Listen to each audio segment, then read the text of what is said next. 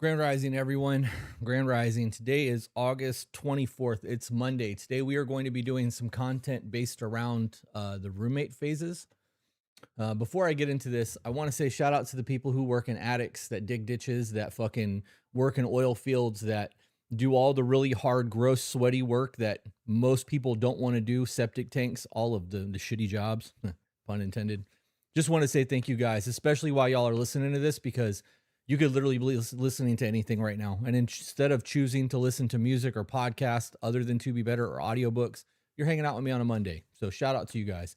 Also, shout out to the chat. I've been watching you guys. I've been sitting here since about 8:15, and I've been looking at you guys talking, and somebody asked how long you guys have been listening to the podcast, and some of these answers are pretty wild. Some of you guys are like 2 years since the beginning, since they were 6 to 8 months in, listen to it all, and then listen to it all over again. And it's pretty cool to see you guys rocking with us this entire time. There's a lot of gratitude there for me, so thank you. Also, I moved the camera. I'm trying something new. I am just discontent with fucking everything in my life right now. I want to burn everything to the fucking ground and build from the ashes. I don't know what's going on with me, but like I hate the podcast room. There's so much shit all over my house. Like I'm going through this weird shedding phase of things, I think, and I don't know what to do with myself. So I'm trying micro adjustments. I got rid of the tree and put the Ganesha back there again. I moved the tree over here. You guys can't see it, but there's a possibility that we may redo the podcast room. I think that I might want to go back to the kitchen table vibe. I don't like that it's so formal having the kitchen table, but I do like that it looks like we're sitting across from each other having conversations. It's a whole ass thing, right? So I don't know. Gifts went in the mail this morning. Hell yeah. First live I can get to, listening for about a year, listening since the beginning, close to 3 years. Love that. Love that. Man, what was y'all's favorite look of the podcast? We have a little bit of time. I want people to get in here before I jump into the document. So this wasn't supposed to go live until right on 8:30, but love watching you guys versus the beginning. The growth is incredible. See, that's weird, Sarah, because I think that the beginning of our podcast was better. I really do. Like I think that it was a different vibe. And I think the reason I feel that is because I feel like what we do is very repetitive. And in the beginning, everything was fresh and it was new and new conversations and like new information. And we weren't having what feels like to me the same conversations over and over again. And I understand that Peaches and I have evolved since then, but my cognitive bias believes that year 1 and 2 are the best parts. It's weird. Love the OG setup look wise. Love the audio quality right now. Yeah, these mics are way better than the originals. I have the original nostalgia. Focus to change our surroundings and physical situations. We are often avoidance of emotional stagnation. Interesting. I also didn't mind those big ass comfy chairs. Man, them chairs were the shit. I just don't think my back could handle that. I also felt like a lazy bum recording in those chairs. I like the double camera when you and Peaches are on the screen at the same time. Flipping back and forth gets to me. Yeah, so when we do the camera switches, for most people, studies have shown that the longer your camera is on one thing, the less the viewer is engaged. So doing the camera swaps when we talk keeps people engaged. Doing the split screen, it's going to show you guys her camera's not on right now. So when we're like this, you guys just will see an Elgato thing when this catches up. This makes sense when we're live because you can see the both of us while we're recording. But you know, it's one of those things that just kind of is what it is. I would, it would be a lot easier on us to just have one camera, static, third angle shot, so that it's just on us all the time. But then if we wanted to make a point, we would still have to have these cameras on to punch into us, because the camera quality going from third angle, trying to zoom in a tilt and all of that shit to get just one person on the screen is also a lot. So tis a lot. Tis a lot. Tis a lot. Thank you both so much for all your advice. You're both inspiring. I'm so glad to become a member. Hell yeah. Fucking love that. Love the white chair setup. White chairs were cool too. These chairs are probably the most comfortable, but even these after a couple hours really starts to suck to sit in. I have a, at the peak of my back pain, I spent a lot of money, a lot, on a chair for my computer desk so that I can sit and edit and do stuff at my computer without pain. I want to say it's like a Herman Miller or something like that. I don't even remember what it's called. Starts with an H. That's the only chair I can sit in for hours on end and it not bother me. There's enough lower like lumbar support that I can sit in it pretty much pain-free. 3 years ago, my husband and I separated for 2.5 months. After 17 years of marriage, we did get back together. After us both being with someone else, I had a harder time because this was an actual relationship. Mine was not. You guys have helped me so much through the past 3 years. I'm glad that you have found value and that you're working on your shit. What's up? Crazy, you replied to my comment live. First time that's ever happened to me. Thank you guys for everything you've done. You've helped me more than you will ever know. Well, thank you for being here, Colin. Love the physical look of the beginning pod. You two are completely different people now. I love when you guys go back over topics you did in the beginning to see the different outlooks now. Okay. Grand Rising, Chris won't be able to listen to the whole thing today because I have to play barista at the bake shop. Okay. Whiskey wall setup with both of you screen was my favorite. Yeah, the whiskey wall was dope. I sold all my whiskey though when I quit drinking. Like when I completely quit drinking. I liked when you look to the side camera to make points. This does wear well thought out. Okay. So changing the setup, what's the goal? Comfort, looks for videos, or both? Honestly, I think it's more comfort. With her homeschooling. So for you guys, everybody who's the, I don't know, 70 of you that's vibing with me right now that don't know, Peaches is homeschooling. So Monday through Friday from 8 to 11 or 12, she's with the kids. And I have nothing to do because my day starts at 4 a.m. So every day at 8:30 a.m., I plan on going live. I plan on doing public lives for documents. Some days I'm going to do extra lives for Patreon, whatever. But I want to be able to do this every single morning as almost like a get ready for work with me or whatever. Start your day with Chris. I don't know, thoughts from the chair. But I want to be able to be very comfortable when I do it. And I don't always want to do documents. Sometimes I want to be able to do reaction videos or whatever. And having an actual desk setup would make that way easier on me. And it would change the camera angles. I really enjoy the look of this. I just want the functionality of having a table. I don't know.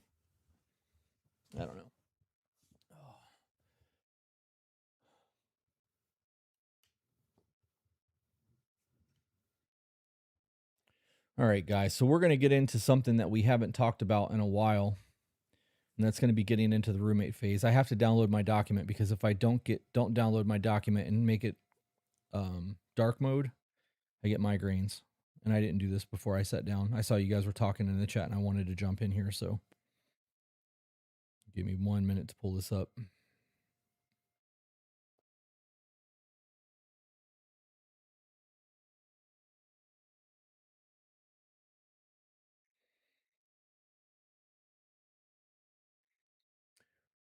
Been listening for about 2.5 years, Patreon for about a year. Hell yeah.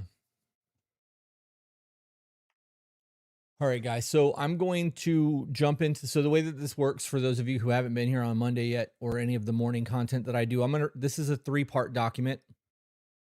This is a 3-day, 3-part document. How do I word that? There's 3 parts to each part and there's 3 parts. So like today we'll be going through parts 1 through 3. Tomorrow we'll do 4 through 6 and then 7 through 9. And each one of these documents is individual sections for 3 parts. So I'll read part 1, we'll have some chat conversation, and then we'll get into part 2 and then chat conversation part 3, and then we'll wrap up and have Q&A or whatever afterwards. Also, if you guys want to have the podcast interrupted, if you have something you feel like absolutely needs to be said, if you want to give a shout out to your husband or wife, whatever, send a super chat. Super chats always get read. I will interrupt this entire shit to read a super chat. So I'm going to just jump into this first part of this. So first of all, this is avoiding the roommate phase. All 9 parts of this document are the stages that people fall into and how the roommate phase kind of develops. And if you understand how the roommate stages evolve, you're less likely to end up in it. So this is a me document. This is not, there is Gottman Institute here, but this is not like science and shit. I'm not a doctor. This is just my opinion. Take it with a grain of salt. Stage 1, the relationship becomes functional. Becoming roommates usually doesn't start because 2 people hate each other. It starts because we have shit to do. We're busy. The mortgage has to be paid. Somebody has to get groceries. The kids need to get to school. Somebody has to practice at 6. The laundry's piling up. The dog needs to go to the vet.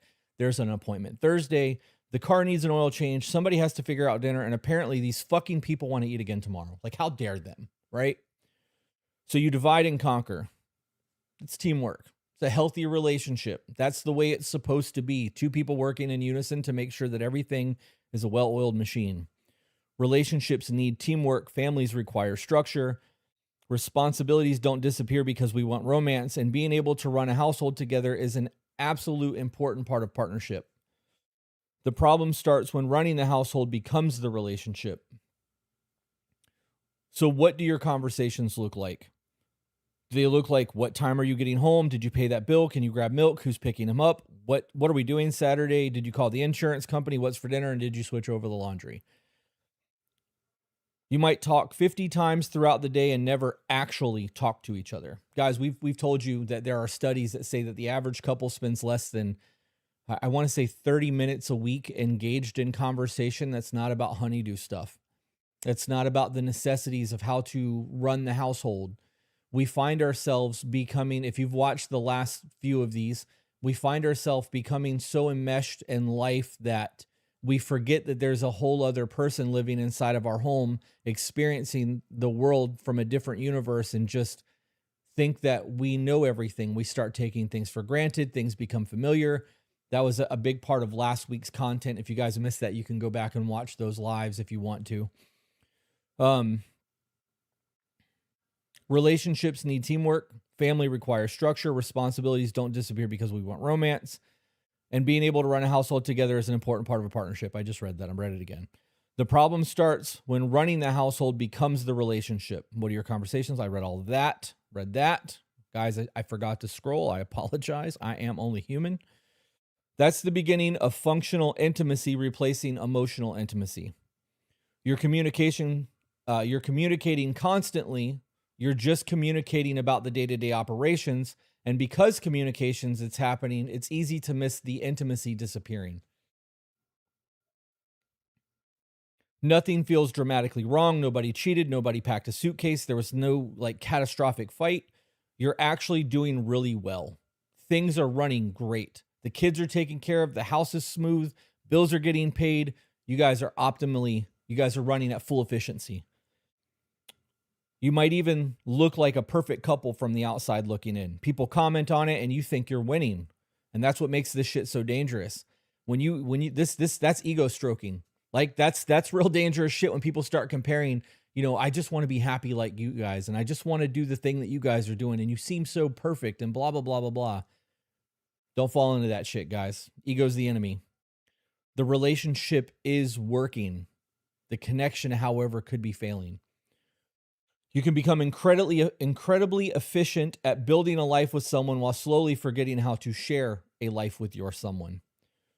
Think about the beginning of most relationships. You talked about everything. You wanted to know what they thought. You stayed up late because you didn't want the conversation to end. You would send stupid messages throughout the day. You flirted, you touched. You made plans because you wanted to experience something together, not just get out of the house. Not because the calendar said that you had an opening between soccer and Costco either. You weren't managing anything yet. You were experiencing each other. Somewhere along the line, life takes over. Marriage, careers, house, kids, debts, responsibilities. And ironically, sometimes the exact life that you dreamed about building together starts consuming the relationship that built it. So think about it. You wanted all of this, the house, the kids, the careers, the stability. You wanted a family. Then you built it. And maintaining all of it takes so much energy that there's barely anything left for the two people who started the whole fucking thing to begin with. Now, you're not John and Sarah. You're not whoever you were when you fell in love.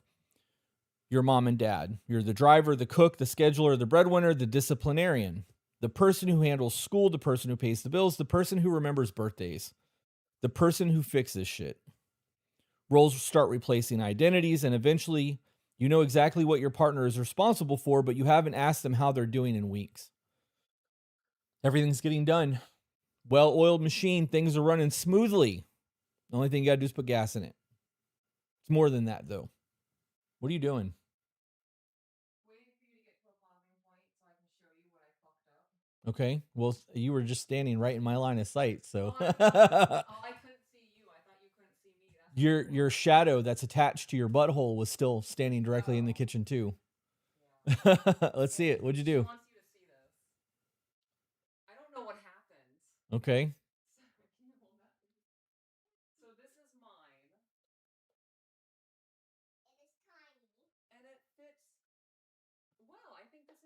Right? Yeah. Yeah. It's big enough to keep you warm. Yeah, it's nice. I have a little tail back there. Yep. I use the same amount of yarn. Is it the same yarn? It is the same brand. It is the same exact pattern. Wait for it. It's the same thing. Hang on. It's bigger. Turn around. Bigger. It's longer in the front. Yeah, for sure. I don't know what happened. Did you miss your count?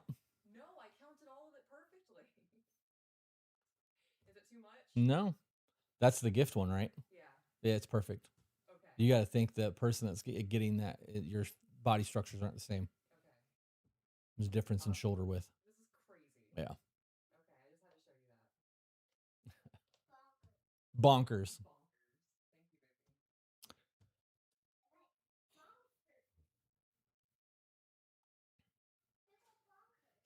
baby. I don't remember where I was at or where my thought was going. So I'm just going to jump back to the document. This is where roommate territory begins to form. Roommates coordinate, divide expenses, share responsibilities, discuss what needs to happen around the house. Roommates can be incredibly respectful and cooperative. What roommates don't necessarily do well is maintain romantic intimacy. Maybe this is where couples can fool themselves because we don't really have any problems. When was the last time you flirted, talked about something that wasn't necessary, sat together without a television or a phone filling the space? When was the last time you looked forward to seeing each other? When was the last time you got excited to fucking see your person, guys? There are so many people, and if you have this, if you have a relationship where you are genuinely excited to see your person, you're doing better than probably 80% of the people out there. People in long-term relationships don't like their person anymore. You don't want to go in the house. You're not excited to see your person. You're worried about the attitude they're going to have. You have a whole lot of resentment built up from unspoken, unresolved conflicts that became fights that never got solidified or solved. And now you're in this perpetual cycle, and you never know which version of Dr. Jekyll and Mr. Hyde is going to come through the door. Your body's living in some sort of fucked up nervous system attachment. Like, I don't know, man. I really think that a lot of people genuinely don't like their person, and that's a whole last thing in itself. But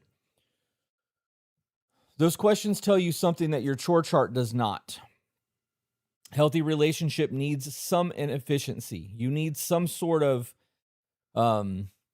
dysfunction, right? Because that makes you talk about things that you otherwise wouldn't talk about. Guys, that's the fucking irony of all of this. Connection is inefficient. You're going to have moments where you fucking vehemently disagree with your person, and that's okay. You shouldn't agree on everything. How you disagree and what comes from those disagreements absolutely fucking matters, but like, you shouldn't be trying to force somebody to conform to your wants and desires all the fucking time. They shouldn't expect the same from you.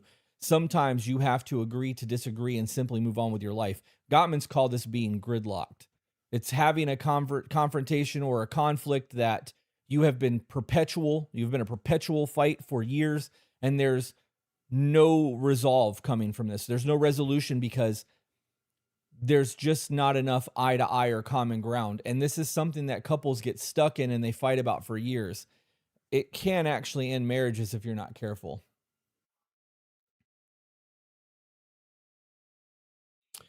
All right.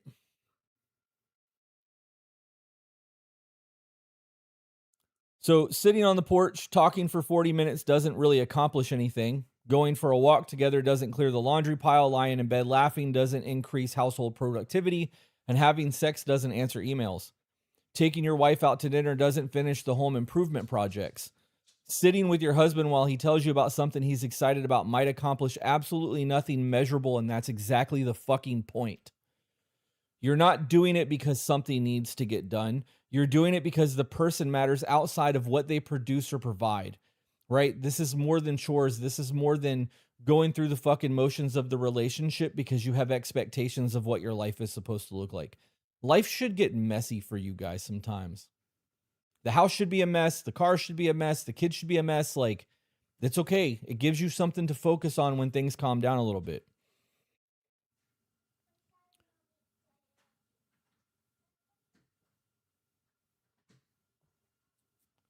I want to rent a studio. I want to. I think that might be what happens next. I think we may rent a house. And I may move all of the podcast stuff out of the house so that when we want to, or set up a whole other situation so that when I want to sit down and record, or we want to sit down and record, we don't have to deal with all of the chaos, the dog, the kids, the fucking everything that we've got going on in here. I get so distracted so fucking easily, guys. It's like, what was his name? What was the squirrel from Over the Hedge that drinks the caffeine? Like it's all cracked out and drinks caffeine. It's like, kapah! And then he's walking normal and everybody's moving in super fucking slow motion. That's my brain all the fucking time. It never ends. Hammy.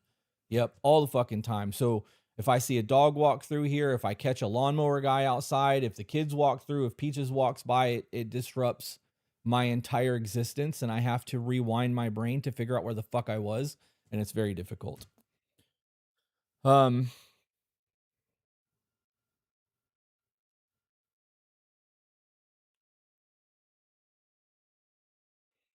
And when every interaction becomes productive, something human starts disappearing from the relationship. This happens especially easily when you have kids, right? This is especially when you have kids. And of course it's going to, they're fucking children. Like children are a lot. Children are a fucking lot.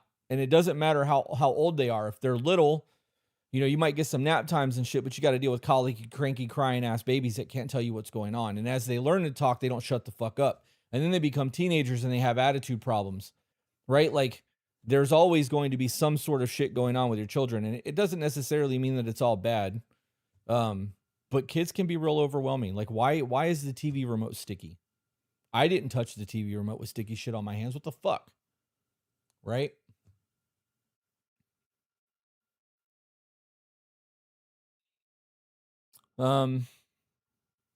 But couples can become so committed to being mom and dad that they stop being husband and wife. Every conversation becomes about the kids. Every weekend belongs to the kids. Every dollar goes towards the kids. Every evening revolves around homework, practice, dinner, baths, bedtime, and preparing for tomorrow. Then the kids finally go to sleep. Mom gets on her phone. Dad turns on the television, and both people decompress separately because they're exhausted. You repeat that 5 nights a week, 5 years, 15 years. And then one day the kids become more independent and two people look across the house at each other and realize that they haven't been a couple in years and they don't really know each other. Empty house syndrome becomes a thing. The amount of, do you guys ever look at divorce rates once children move out? Like it skyrockets. It is a massive fucking jump in the chart when the kids move out or go to college. Parents realize that this isn't what they want anymore and they were sacrificing their joy, and purpose for their children. And then they move out and they don't know what to fucking do with themselves anymore. They realize that they hate the person. They're both out of fucking shape. Nobody's done anything for their mental health or their physical health in years. And they start looking outside of the marriage. And it doesn't necessarily mean for people. They start looking for hobbies and trying to figure out who the fuck they are now that they have freedom. Right? Guys end up being co-workers of the household to raise the children. And none of this means responsibilities doesn't matter. This isn't some fantasy where married couples get to abandon the kid and go backpacking through Europe because they need to find themselves. Life has seasons. Sometimes the relationship will absolutely become more functional.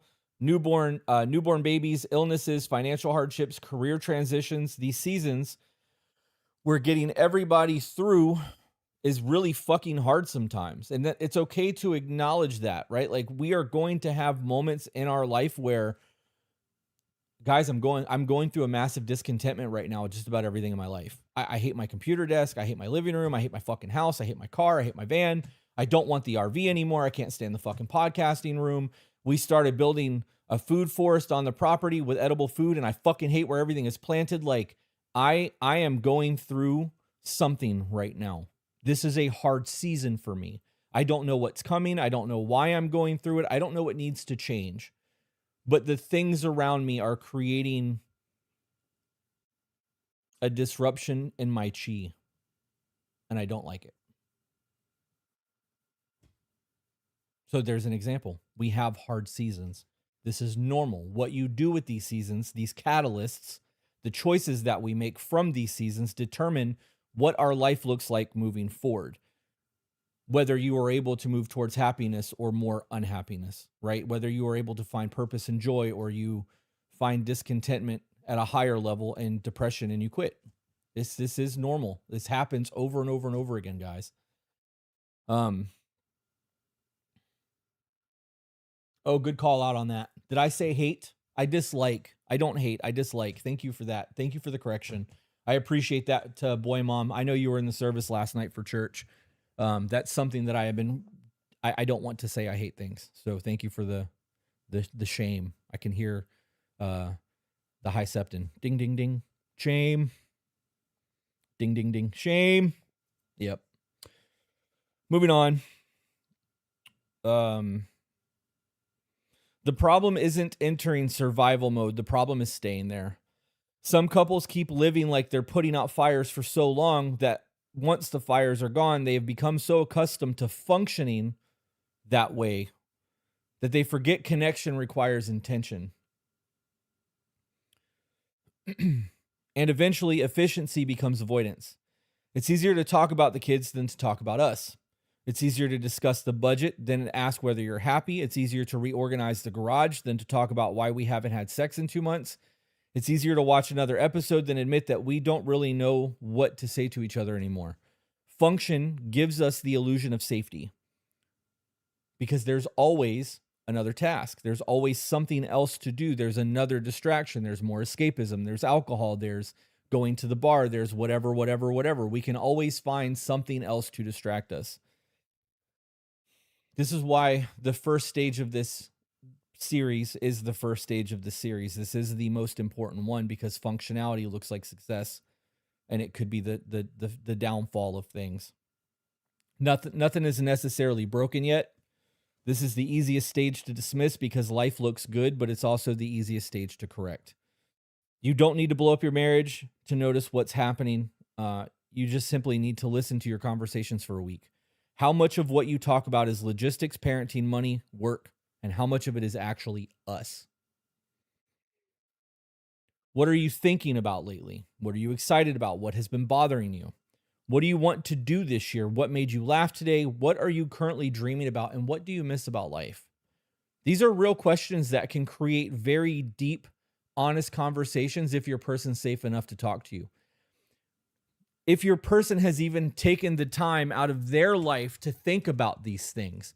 Some of you get so caught up in doing the rigmarole.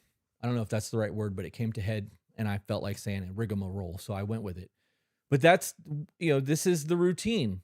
Wash, rinse, repeat over and over and over again until it becomes life. And we do this for so long that we stop thinking about the things that would bring us joy. Some of you have given up on your life so much that you fail to dream, right? Like some of you are so beaten down by life that you just quit.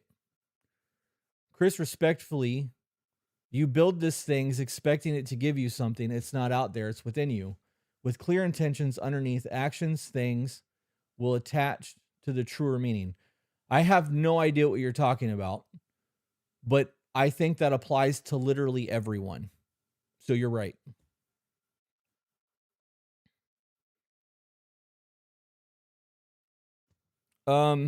Things like come sit with me, let's go somewhere, let's do something stupid, let's go to bed early and not go to sleep. The goal isn't to stop functioning. The goal is to remember that functioning was supposed to support the relationship, not replace it. Becoming roommates rarely begins with somebody saying, I don't love you anymore. It starts when two people become so good at managing everything around the relationship that they stop managing the relationship itself. The bills are paid, the kids are fed, the calendar is organized, the house is clean, and everything works. But nobody noticed that the two people running the whole operation haven't truly looked at each other in quite a while. That's stage one. Nothing is on fire, so it's real easy to ignore, and then looking back, you wonder how the fuck did we get here, right? So that's the end of stage one. Stage two is going to be attention goes somewhere else. We'll get into that, but I got to get into the chat.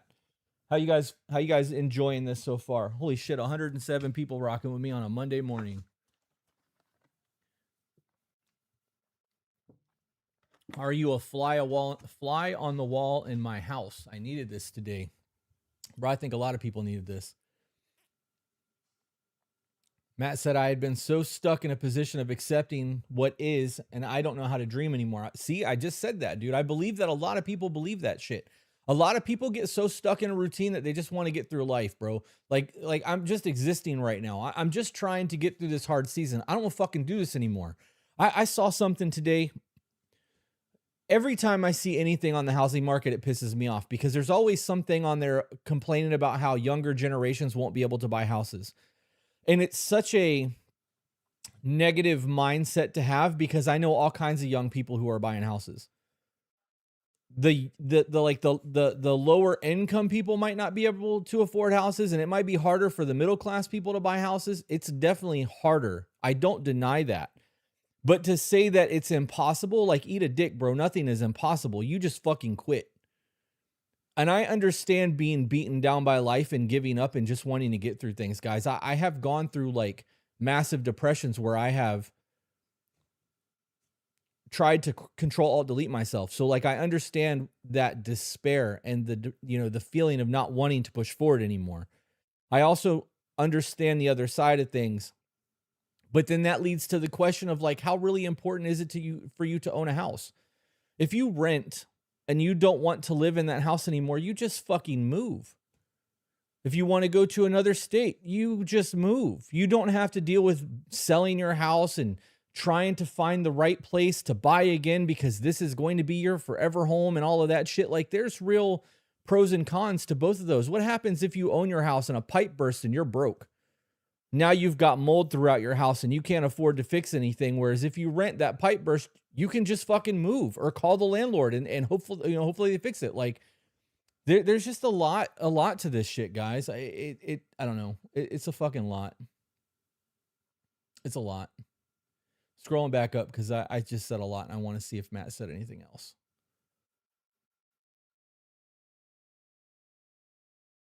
Nope. Okay. Been going through this through my whole marriage. Something felt off these 7 years. I didn't know how to get out of the stage. He calls me crazy. I don't know what to do. Well, finish listening because I have advice through these things. And at the end of each one of these 3 episodes that I'm doing, I have a list of questions that you guys can journal about that creates or could create conversation that might be able to help you guys get through this shit, right? That's the goal, is to improve. And if you can't get through it, maybe it'll get you out of it. Who knows? I need the adult conversation. Gave birth a week ago. Thanks for making my brain work again. You're welcome. Congrats on giving birth. Been really enjoying these morning lives and documents. Thank you, Stanzi. I also love watching Chris find his thing. He looks comfortable doing these thoughts from the chair documents. I remember him struggling in earlier seasons with the majority just wanting to watch Peach. Real shit. I still struggle with that. I believe I know that I'm not. So let me preface with that. I know that I'm not. So I don't need anybody going, you're important, blah, blah, blah, blah, blah. Like, I don't need that. I know that I am a pivotal point of the podcast, that I bring my own things to it, but there is still a part of me that believes that people just want to look at my wife and hear her opinion. And she has the same thing about me. Like, there is a level of insecurity that comes with all of this, because we know that without the other person, this whole thing wouldn't be possible. And there's a level of expectation and uncertainty and insecurity that comes with all that. So yeah, that's still very much a thing for me, but I enjoy doing this. And at this point, it doesn't matter if I had 15 people watching or 200 people watching or 2,000 people watching. I am enjoying what I'm doing. So I'm doing it for me. Doing it for me. When you're on your deathbed, you ain't going to care if you owned a house or rented. That's real shit. You might care if you had generational wealth to pass on to your kids. You may have generational wealth and leave it to an animal shelter, though, because your kids could be fucking losers and you don't want to support their lifestyles, right? There could be a whole lot that goes into that.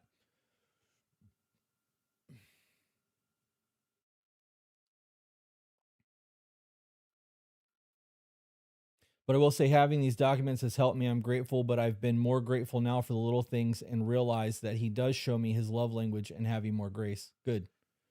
Where did the tree go? I moved it. I felt like a spiritual Bob Ross with a fucking giant citrine fro. And as I stated earlier, I'm discontent with a whole lot of things right now, and my background was one of them. So I put Ganesha back there, the removal of obstacles.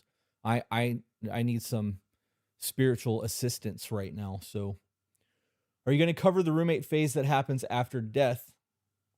We lost my in-laws 43 days apart, and that lost our relationship. There's nothing in my documents about that. the roommate phase is the roommate phase, regardless of why it happened. Trying to attach a loss or some sort of meaning to the roommate phase is irrelevant because you're in the roommate phase. How you're going to get out of the roommate phase and the corrections of the relationship that have to happen for the growth to come from that is what matters. You guys obviously need to process your grief. I'm not saying not to, but that's, I just don't think that's as relevant as the broad spectrum antibiotic that I'm giving you for your relationship phase. Recently discovered that I'm autistic and it's so easy for me to get wrapped up in routine and forget about intimacy through hyperfocus. I fucking get it. I found you on Facebook and you helped me find the Law of One. I'm now reading it. Thank you. Fucking love that. You should check out the Awakened Consciousness. We have an entire church that's founded on the Law of One and Hermetic principles and sacred sacraments. I think that you would, if you like the Law of One, you'll really enjoy that. I thought you found Christ. Why is the crystals and deities genuinely curious, not hating? There's a difference between being a Christian and having Christ consciousness. And you guys, I don't know where people thought that we were Christians. That was never a thing. We have told you guys since the beginning of the podcast, we are not Christians. We are followers of Christ, not followers of Paul, not followers of the Bible, followers of Jesus, to live like Jesus did. Christ consciousness, loving, accepting, etc. The kingdom of God is within you. It's a very different thing. The deities and crystals are behind me because I enjoy them. It makes me feel good. And ultimately, that's what it's about for me. So, all right, guys, moving on to stage 2. Attention goes somewhere else. Remember, guys, if you want to interrupt the podcast, send a super chat. I'll make sure that I disrupt the entire thing. The relationship becomes functional and your attention goes somewhere else. Not necessarily to another person. You guys hear that the attention goes somewhere else and you guys automatically go to cheating. But what about when we go to things like video games, your phone, becoming a workaholic or an alcoholic, right? Your attention is moving from thing to thing. What was once the sole focus, you're testing the pH of the soil and making sure it's getting nutrients and watered and you're getting the sunlight and shade that it needs. And when it gets too cold, you're protecting it to, well, it's well established, so I don't have to do any of that now. It can just do its thing and it'll survive because it's survived 5 seasons, right? Like, it's really a thing. It's really a thing. So, your attention shifts to your phone, work, social media, the kids, gaming, television, the gym, friends, hobbies, podcast projects, becoming addicted to self-help. That's actually a thing. Whatever gives your brain somewhere else to go or something else to fill the time to focus on. None of those things are inherently bad. You should care about your career and your children. You should have friends. You should have hobbies. You need to go to the fucking gym. You need to watch a TV show from time to time, but you should also go and play games and hang out with your buddies. Scroll through your phone when you're taking a shit. Like, these are not the end of the world scenarios. The problem is not having other things in your life. The problem is when everything else consistently gets your attention before you give it to your person.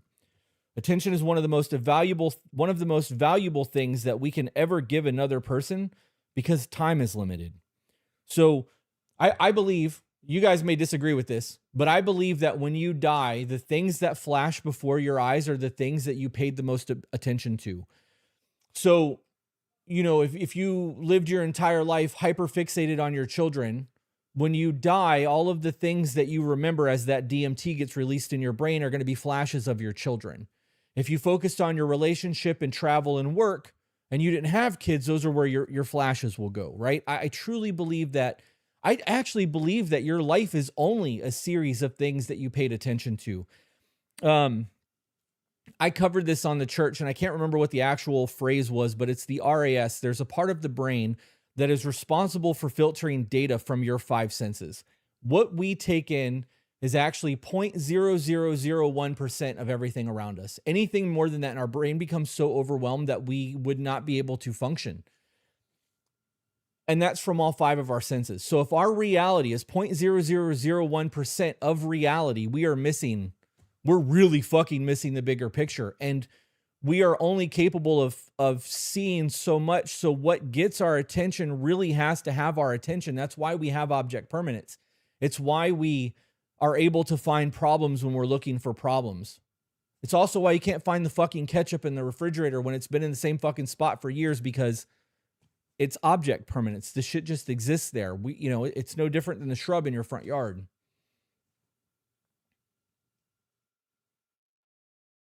Super chat.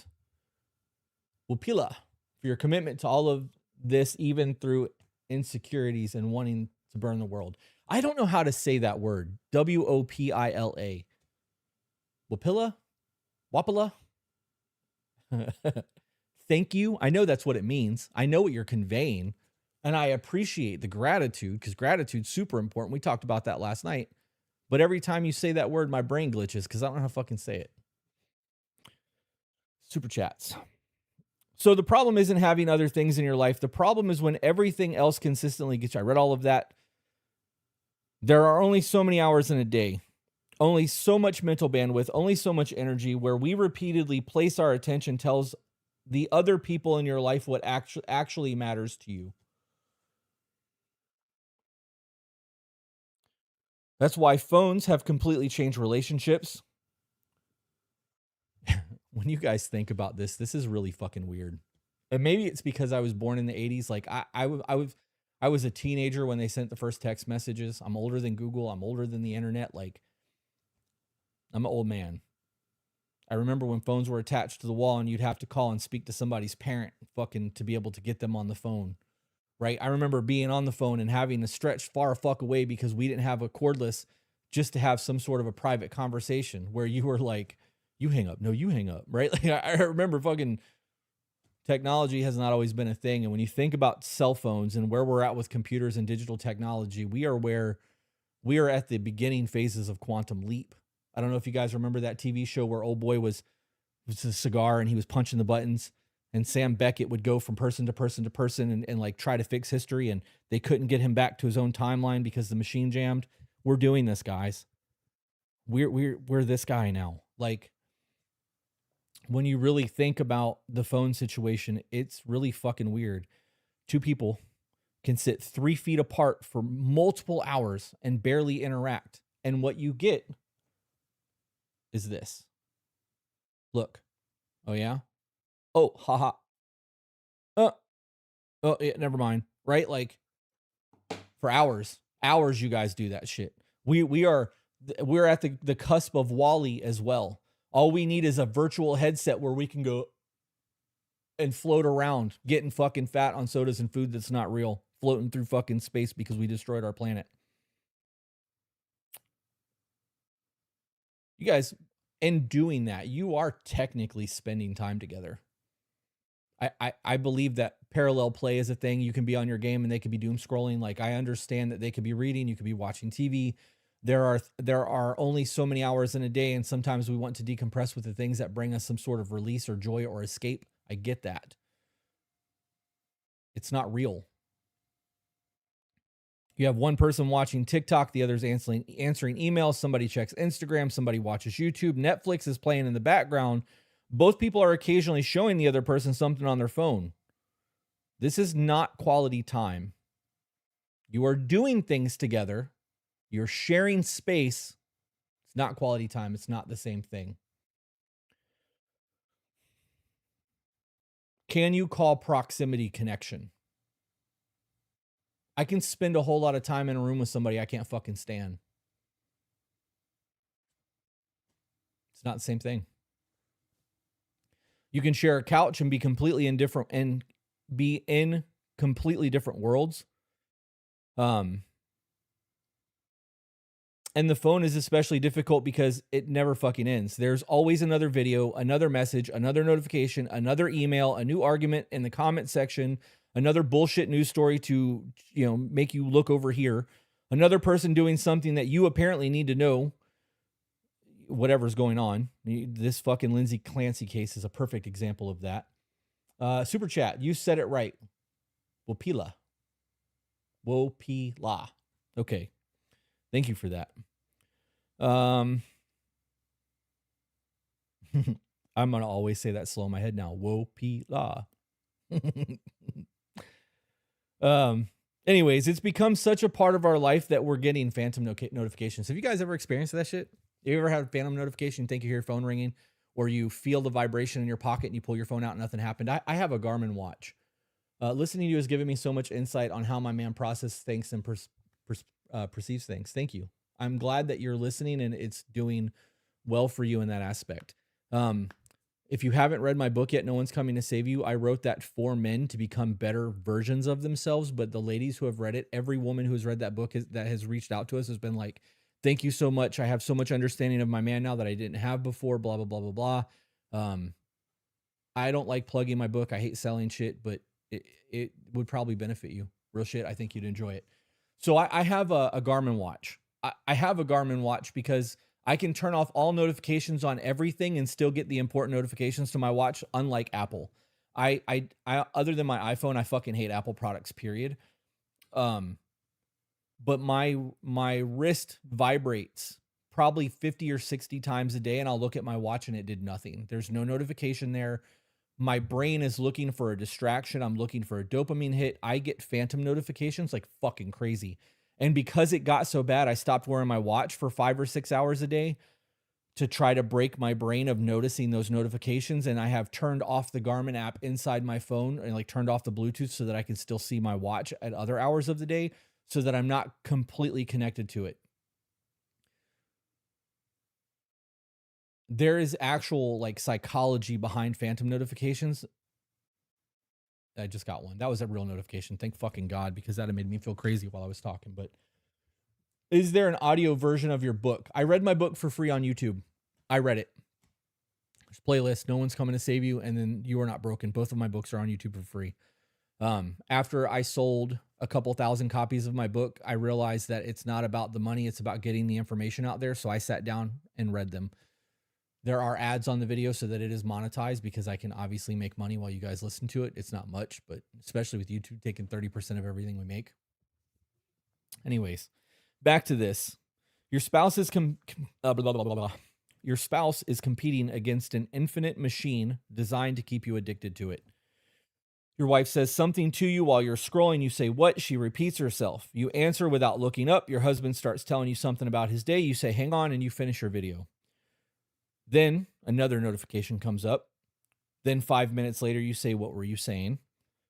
That seems insignificant if it happens once, but relationships aren't built on one interaction. The training that happens in your relationship it's repetitive. It is the ongoing cycle of bullshit. They're built on thousands of interactions. And these are bids for connections. You guys, we've talked about that a lot. And the Gottmans say that bid for connections determine the outcomes of marriages. If you want your person's attention and you are vying for it and they are shutting that down, that is a huge indication of divorce. The marriage will not last. And for those of just real quick, for those of you who don't know, a bid for connection, they talked about birding on TikTok for a while. Like look at that bird and to see if your person would look and the way they interacted with you, that's a bid for connection. I don't know where the birding thing came from. Gottman's talked about this years ago. If you're driving down the road and you're like, holy shit, look at that car. And your person's doing this. And they're like, oh, I missed it. I was trying to show you something that I thought was cool. We could have had a conversation there. And you showed me in the moment that you were more concerned with doing this than you were with the thing that I was trying to show you. So at this point, my excitement has now been shit on. You don't care. Why should I try anymore? And that's where the separation of intimate versus function becomes, right? Yeah. Big ass thing, guys.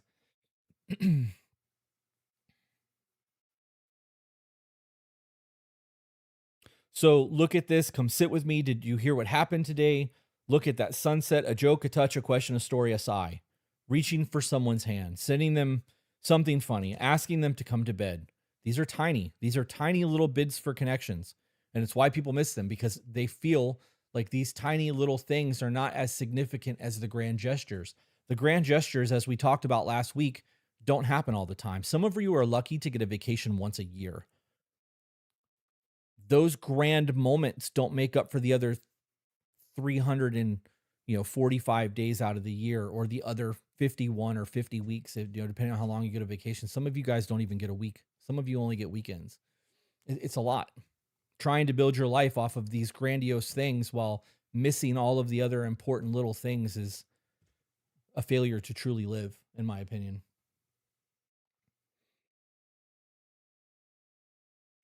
We think the connections happen through big conversations, date nights, vacations, anniversaries, romantic gestures, and sex.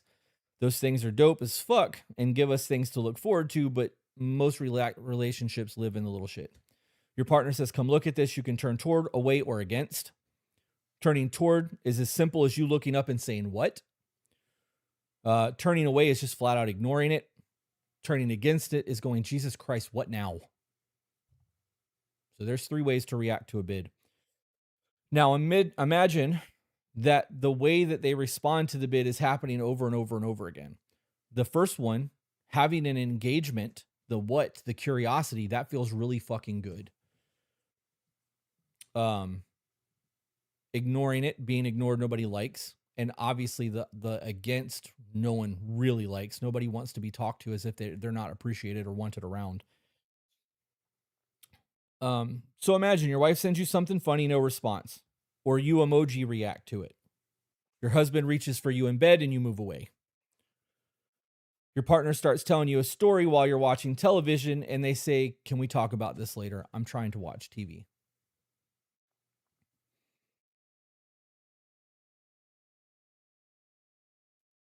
They ask if you want to go somewhere. Nah, they don't. They just sit beside you. They keep scrolling. You make a joke. They barely acknowledge it.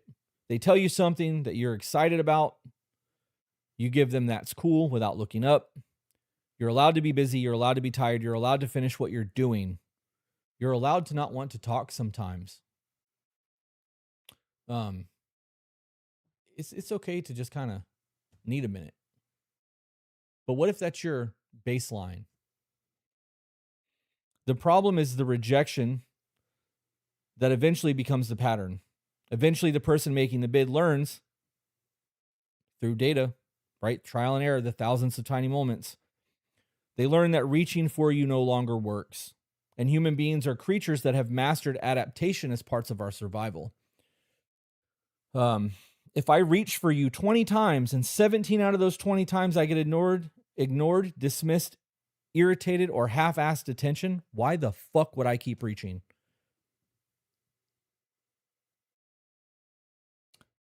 Sometimes that decision gets made unconsciously. Your partner probably doesn't have to sit down one night and think, beginning tomorrow, I'm going to reduce my kid bids for connection by at least 40%. Because fuck them for rejecting me. That's not how that works. You just know that you're tired of having your hand slapped away every time you reach. So you stop reaching. Pain and embarrassment is the best teachers. And having somebody reject you creates both of those things in you, which is why those lessons get learned so fucking quick.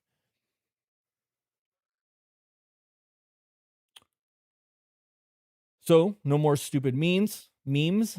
What's the point? There's no engagement. They stop asking you to sit outside, stop telling you the long version of the story, stop touching you when they walk past, stop asking you if you want to come along. They stop trying to show you things. And sometimes the person on the other side doesn't even notice. They might actually think things got better. My wife doesn't bother me as much when I'm watching TV anymore. That's awesome. My husband finally stopped constantly trying to have conversations when I'm busy. He sees I'm doing the dishes. The absence of a the absence of a complaint does not necessarily mean that the problem has been solved. Sometimes it means that someone no longer believes that complaining will accomplish anything. This isn't just your phone.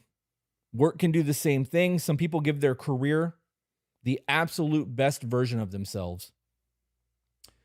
Shout out to Toribio Ortiz for subscribing to the channel. I love seeing that. It means a lot. They wake up focused, they dress well, they solve problems, they stay mentally engaged for 8, 10, 12, 15 hours a day. Then they walk through the front door completely fucking empty. Their spouse gets whatever's left over, if there's anything left over. And they say things like, I've been dealing with people all day, I just need to compress. We have allowed ourselves to justify the shitty behavior at home because our comfort is not at the best, like, maximum capacity. It's fucked up when you think about it, but a lot of you are doing that shit. So fair, but if your family receives the leftovers of you every single day, eventually we need to ask what you're actually killing yourself for.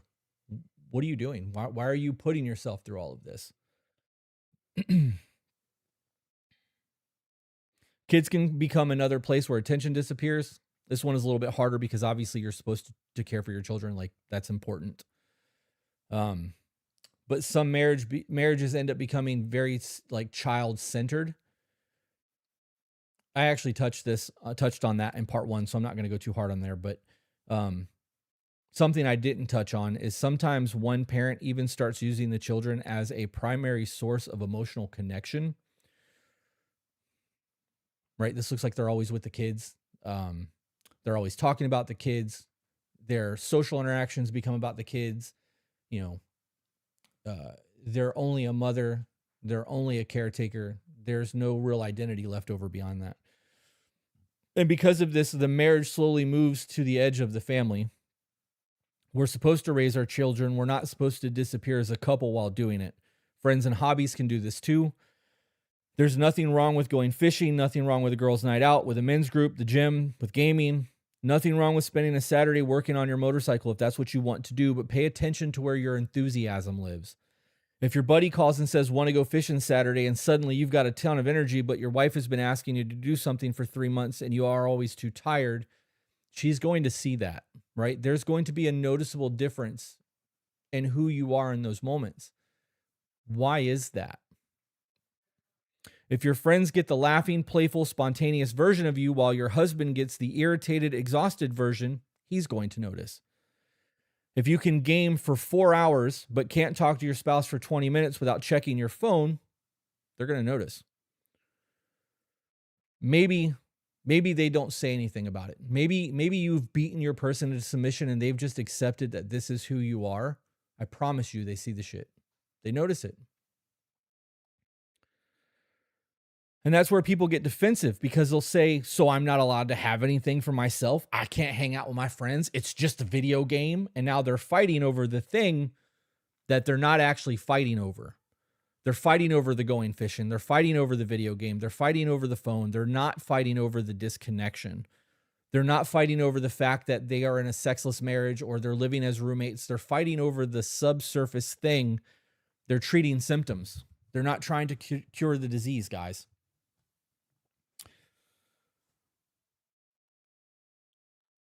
So I'm not saying not to have a life. By all means, have a life. Healthy relationships need individuality. Your spouse should not be your only friend, hobby, or source of entertainment. They should also not be your only piece of emotional support, and they should definitely not be your only reason for existing. But there's a difference between having a life outside of your relationship and building a life where your relationship gets the leftovers when you feel like it. Attention communicates priority. Sometimes we prefer distractions because our partner requires something from us at the moment that the distraction does not. Your phone doesn't ask you to be vulnerable. Your video game doesn't ask you why you've been distant. The gym doesn't bring the argument up from last Tuesday. Work rewards you for solving problems. Social media gives you immediate stimulation. Television doesn't need emotional intimacy. Your hobby doesn't tell you it's lonely. Sometimes we're not simply distracted from the relationship, we're hiding in the distraction because the connection of the relationship has become fucking uncomfortable. That's when I just need to unwind starts becoming avoidance. That's escapism. All of your hobbies at that point are becoming escapism. And I'm not saying that every person staring at their phone is avoiding their marriage. I'm not. Sometimes you just need 5 minutes to catch your breath, and looking at your phone is better than listening to your kid go, mommy, mommy, mommy, mommy, mommy, every 5 fucking seconds. But ask yourself, why is it so easy to give this thing 2 to 4 to 5 hours of my attention and so difficult to give my partner 20 minutes of uninterrupted time? Why can I listen to a 3-hour podcast but can't listen to my spouse tell a 10-minute story without mentally checking out? Why can I spend an entire afternoon on my hobby but resent being asked to spend a single afternoon with my partner? Why am I more curious about what happens with strangers on the internet and what they are doing than what's happening inside the person who's sleeping beside me, or in some cases, sleeping with you? Attention is where relationships either get fed or get starved. And starvation is a slow process. guys. You don't wake up hungry one day and starve to death. It doesn't work that way. It is, days, weeks, months of missed meals. If you guys watch alone, you see how long it takes for these people to hit starvation mode, especially the guys that go out there who are hefty. Then one day somebody says, we don't spend any time together. The other person says, what are you talking about? We're together all the time. This is what I was talking about earlier about being in the same room.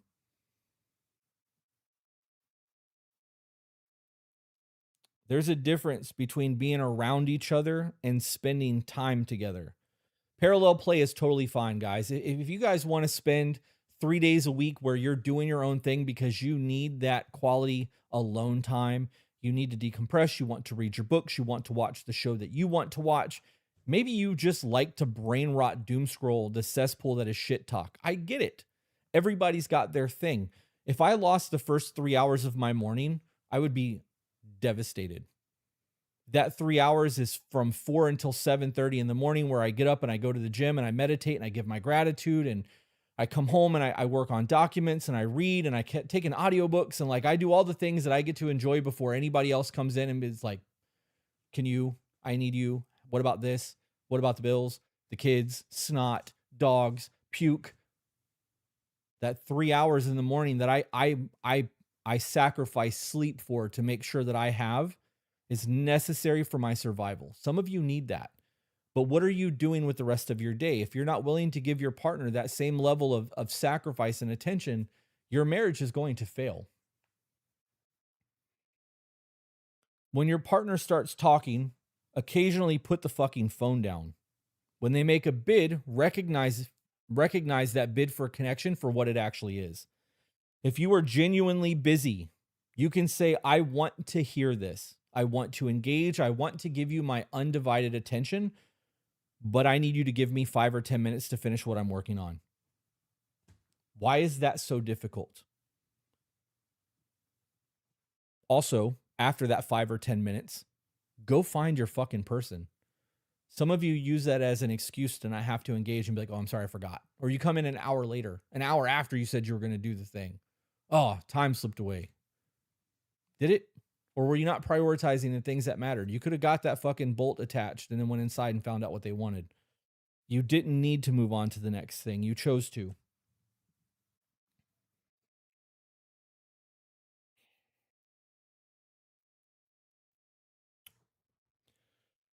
So you need to protect some spaces, create some sort of sacred rituals. Have dinner without your cell phones. Go on weekly dates where there's no technology, or create a bedtime ritual. I don't use my phone once I go to bed.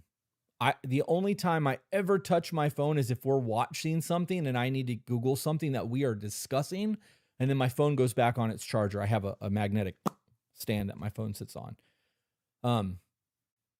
If I'm working on something, or I'm on the phone, or I'm in the middle of a conversation and she's in bed waiting for me to get there, I swear to you guys, I stand.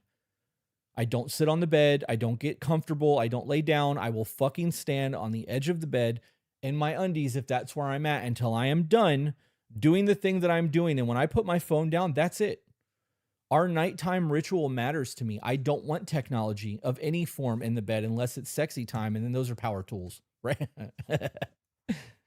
Some of y'all be like, oh, I can't believe you just said that. I can't believe some of y'all don't like some of y'all still like to screw things in without a screw gun. It's fucking weird. I probably shouldn't have said that. I probably should have not said any of that. We are live on public YouTube. Yep. Yeah. I'm a nasty motherfucker, guys. This is all there is to it. I'm not ashamed. So go to bed at the same time, have a bedtime ritual, do something together where the activity isn't merely background noise while the both of you disappear into your devices. And start noticing the little reaches. All of the bid for connections that we talked about earlier may look like small moments. I fucking promise you they are everything. They are your person asking for your undivided attention in hundreds of little ways, little micro transgressions where they are vying for your energy and you're filling each other up. They're the deposits in your emotional bank account.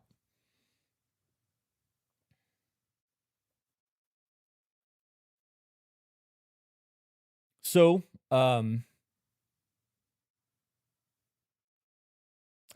this is where stage 2 starts becoming stage 3. You stop reaching, they stop asking, the house gets quieter, and because there's less conflict about attention, people start to fall into everything is just good. Like, it's okay. We're not fighting, we're not arguing, the bills are paid, the kids are happy. Like, this is the American dream, right? Like, I'm living the dream. What more could I possibly ask for? I've got the woman, I've got the job, I've got the house, I've got the car, I've got the money in the bank. But do you have your person anymore? Are they looking at other people on the internet with lust? Is there infidelity happening? Are they going to work because there's someone at work that emotionally fills their cup where you have failed to do so? Do they look forward to having conversations with people outside of the marriage because it's the only time they have a conversation where they're not the fucking problem or feeling like somebody hates them, right? Like, these should be real fucking concerns for you guys. And if you're paying attention to your person, you should be able to see what's going on with them. Meanwhile, you're slowly becoming two people who know exactly what everyone else on the internet is doing and increasingly less about the person that you claim to love. We're going to get into part 3, which is curiosity disappears. I did an entire 3-part episode on curiosity. That was an entire week. Actually, I broke that down into 10 sections. Moving forward, everything is getting done in 3s because it does 3 parts 3 times. And that's so much more satisfying for my brain than 3, 3, and 4 to get to a 10 episode thing, or 3, 3, 3, and 1. Cause now we have an odd episode. Like, I can't, I just can't. When he gets the heavy duty extension cord, you know what's up. I'll come in that motherfucker with a jackhammer. Let's go. You guys have any questions or anything you want to talk about with the part 2 of that document? 3 is a sacred number. 3 is absolutely a sacred number. In supreme mathematics, the first 3, I think, are the most important because it sets the foundation for the other 7. Talk about the Holy Trinity. Like, there's a whole lot that comes with 3. 3 and 7 are my numbers. Yep. 3 and 7 are my numbers, guys.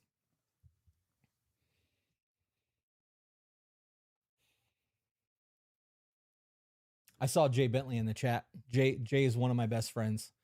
Jay sent me a text message yesterday. Jay, I'm gonna read your text message because it was positive and I don't think you're gonna have a problem with it. But I want to tell you guys how this played out.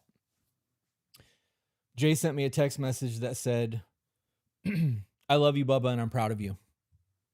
I don't know if he understands where my head has been the last few days, or if he saw the post that I made in Chris's Corner or whatever. But he said, "I love you and I'm proud of you." And I was like, "Why is that? And where did it come from?" And he's like, "I can't just tell my friend I love him and I'm proud of him." And I said, "Sure you can, but understanding the thought process behind the message matters. It makes it not habitual." Peaches and I do this to each other with the random I love yous. Being loved is dope, but understanding the trigger behind it and understanding what made you say that changes the meaning. And he said, "Okay, I love you and I'm proud of you for who you are and all that you've overcome. You carry shit 90% don't know of and do it with grace. You see people for who they are because you've met yourself that deeply." That's all.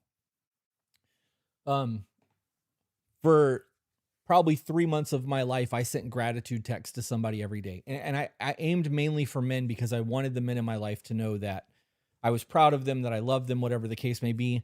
And what started out as an exercise in gratitude eventually ended up becoming a deeper appreciation for the people that I interact with. And it also showed me that I interact with a whole lot of people that are not on a level of I love you or you're close to me. You're just in my life at some fashion. And like, there's an exchange happening and I don't need to be grateful that you're in my life. I can be grateful for the exchange and just keep things as they are, right? When you guys have conversations, the habitual I love yous, the difference between on your way out the door and like a real embrace and like an actual kiss and some forehead touching and I'm going to be leaving right now. The way that you leave your home, knowing that it could be the last time you leave your home, really fucking says a lot. We get so caught up in this illusion that there will always be tomorrow. And that's just not true. Your time is so finite and like nobody knows when your ticket's getting punched. I could get struck by lightning today. the last conversation I have with the people that I care about, I want them to understand that there is love and admiration and gratitude for them being in my life, right? And when you try to operate from that perspective in your life, the way that you engage with people changes. You stop having superficial conversations and everything has a deeper meaning, and you start segregating yourself from people who don't deserve the energy that is being siphoned to have conversations from them that could be given to your children and to your wife. There's a lot that goes into that. We've talked a lot about people who fight over towels not being folded the right way, or the socks being on the floor, or fighting over a dish in the sink that's not been washed.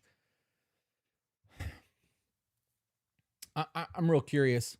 I'm real curious if the person that you love the most in the world died today, and the last thing they ate was on the counter and they didn't even put it in the sink to wash it. How long would you let that sit there before you wash that plate, knowing that that was the last thing that they touched, or the last time they ate something? Would you wash their dirty clothes?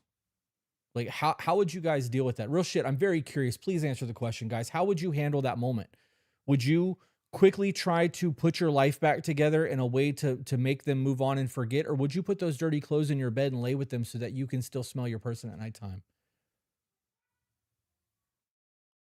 Somebody in the chat said, life will humble you in ways that are the unthinkable. Be grateful, be appreciative, be respectful, and stop being so petty. I have had this happen, and it's an experience I don't wish upon anyone.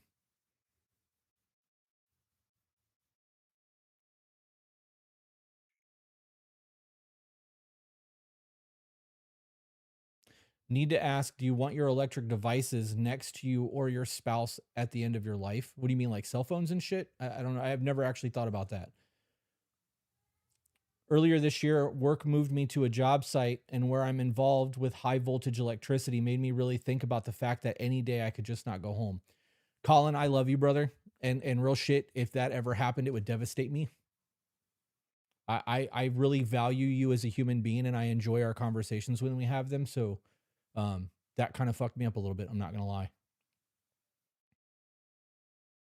Somebody said I left KFC in the fridge for months. It was the last meal I ate with my grandmother. Appreciate your people. Damn. Nothing is moving or getting washed.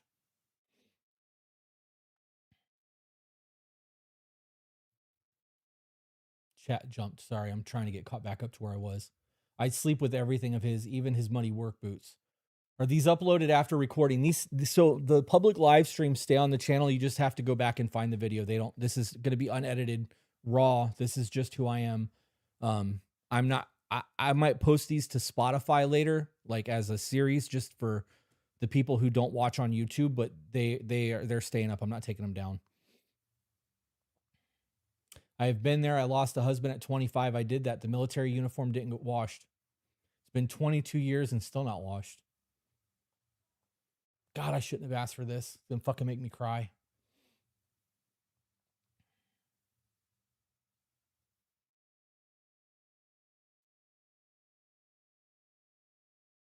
It's a lot, guys. It's a fucking lot. It's a lot.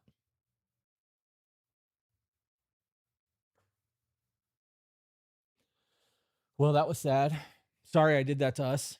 That was not my intention. I just wanted to make you guys appreciate the life that you have. And I fucking made myself sad. Now I'm fucking depressed. I just sad.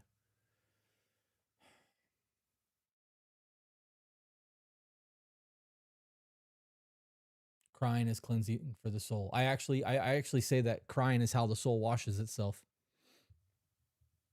I believe that. It took me a very long time to be able to cry. It took me sitting through a bunch of plant medicine ceremonies. Somebody asked about end of life, like devices. I don't know about devices. I know that if I'm on my deathbed and I'm at the end of my life, I want to have a really big psychedelic experience before I go. Like really big, like full on mind meld, like biggest dose I've ever taken. And I just want to go out on that. Yeah. Yep. All right, let's get into part 3 of this because I just fucking made myself sad. Stage 3 is curiosity disappears. Remember, guys, if you want to interrupt, you can send a super chat. I'll stop what I'm doing to read the super chats. At some point in a long relationship, we start believing that we've got everything figured out. We know what they order at the restaurant. We know how they take their coffee. We know what they'll complain about when they get home. We know which family member pisses them off the most. We know their favorite movies, what side of the bed they sleep on, no matter where we're at. We know what they're going to say before they fucking say it most of the time, which is why we stop being engaged with the stories, because we think that we know where it's going. And because we know so much about them, we stop trying to learn anything new. Familiarity becomes very dangerous. Familiarity looks like intimacy or feels like intimacy because there's comfort in knowing someone's patterns. But knowing someone's pattern is not the same thing as knowing the person. And we evolve and change. So that should be ever evolving and changing. You need firmware updates to your relationship on a regular basis. Security patches, right? You can become incredibly good. Also, guys, remember, there will be questions at the end of this. So when I finish with part 3 of this document, make sure you got your journals. And Tegan's in the chat, so I know that Tegan will catch the comments or questions. And I can post them in Discord later if I need to. You can become incredibly good at predicting someone while becoming increasingly disconnected from what's actually happening inside of them. You may know your wife's schedule, but you don't know what she's been thinking about on the drive home. You know your husband has been stressed out at work, but you don't know why he's quietly, but you don't know he's quietly wondering whether he's wasted 15 years of his life in a career that he fucking hates. You know that your wife has been going to the gym more, but you don't know that she's struggling with getting older and doesn't feel comfortable in her body anymore.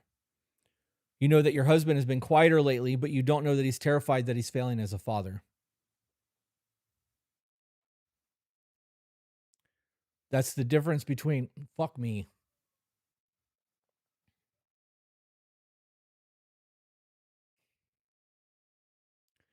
That's the difference between knowing information about somebody and knowing their internal world.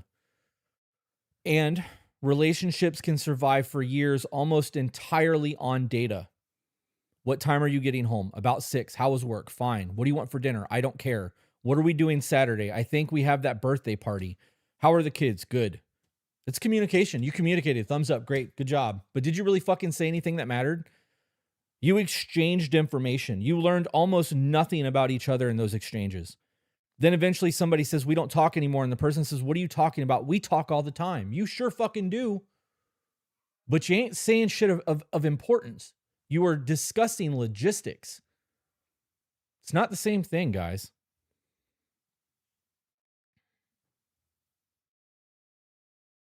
That's stage 3. The relationship still has conversations, but it's only about the necessities. Curiosity sounds like, what have you been thinking about lately? Are you actually happy at work? What's been stressing you out that you haven't talked about? Is there anything right now that you're fucking looking forward to? What are you excited about? What gets your juices flowing? What is that one thing that when you think about it, does something to your brain? It makes it feel like TV static.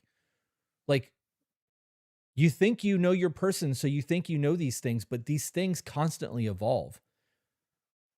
I honestly think this is why some of you are so excited in the dating phase and why people chase and they hunt and they are constantly on that,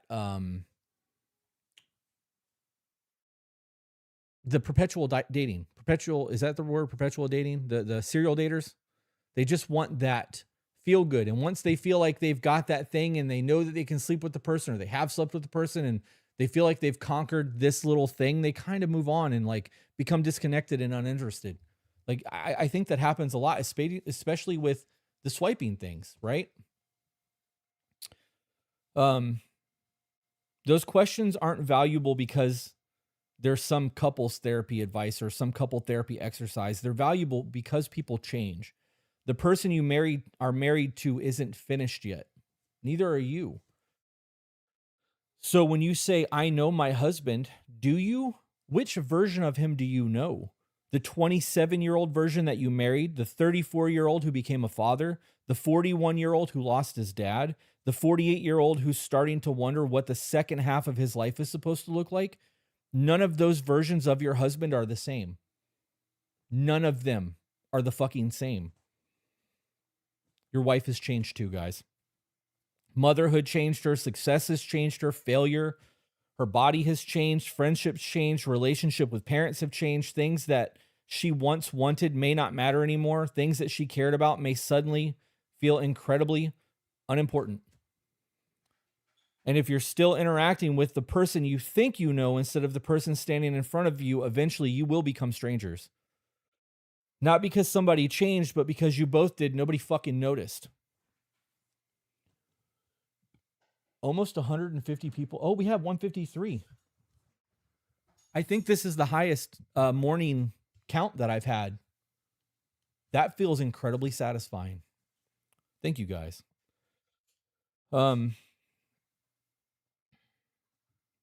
This is where assumptions start replacing questions. I already know what they're going to say.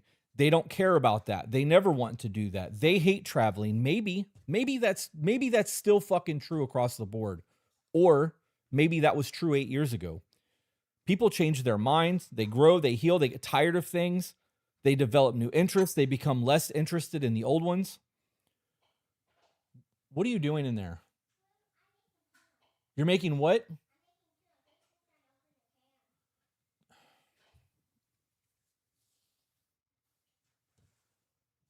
I need a studio.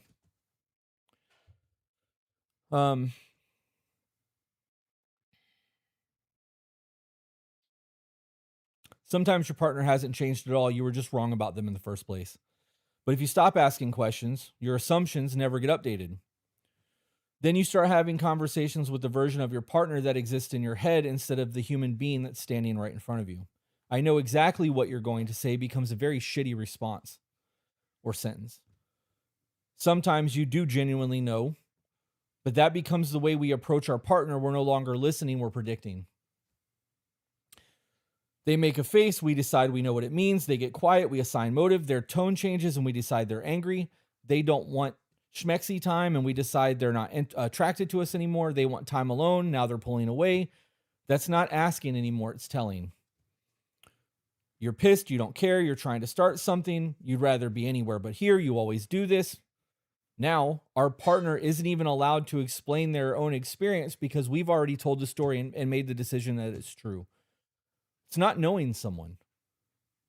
That's the stories that we tell ourselves. Then we look for any data that we can find in the moment to confirm, right? We're looking for validity to the things that we've already told ourselves. And now all of those things are confirming that. We're looking for a confirmation bias. We're living through a confirmation bias. That's the proper term for that. So the stories that we tell ourselves while looking for data that any data we can find to confirm these theories so that we can be like, ha, I knew you'd do that. I knew you would act this way. You always, you never, you ever. Those are horrible phrases, guys. You should try to remove those completely from your vocabulary. And the longer you've been together, the easier it is to believe that you're good at it, that you know these things. The fucked up part is that you're probably right often enough to become overconfident. Your ego will kick in.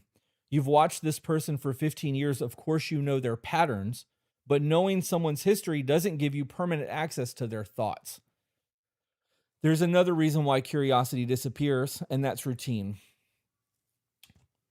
Routine is a motherfucker, guys. Some of us need it. I thrive in routine. When we go on vacation, I just want to come home and get back to my routine.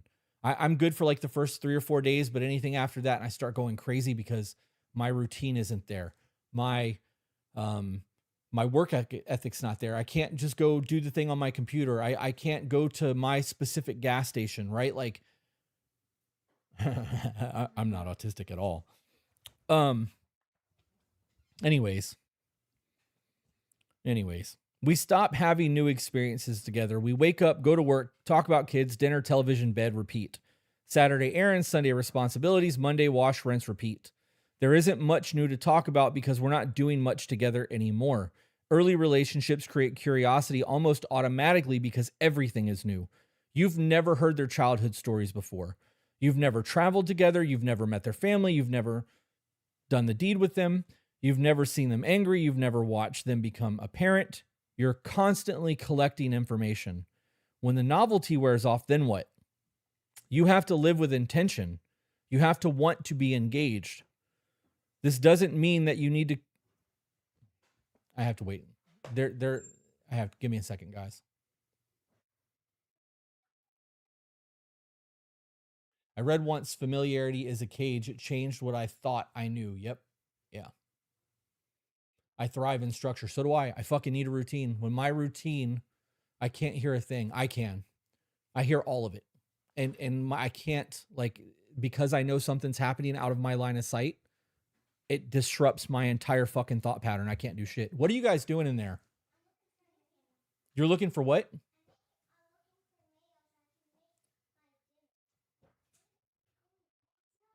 Get a shed that's big enough for y'all on the property and convert it into a studio. We did that. Just spent $25,000 on a shed. 15 on the shed and then 10 for the build out. And it's drywalled, air conditioned, all of that. And Carrie's going to be staying in it because she's moving on to the property. And I don't think I'll be doing that again. The amount of noise that you can hear inside of that shed, even with the insulation and shit, like, because it's got a metal roof, it's also a distraction.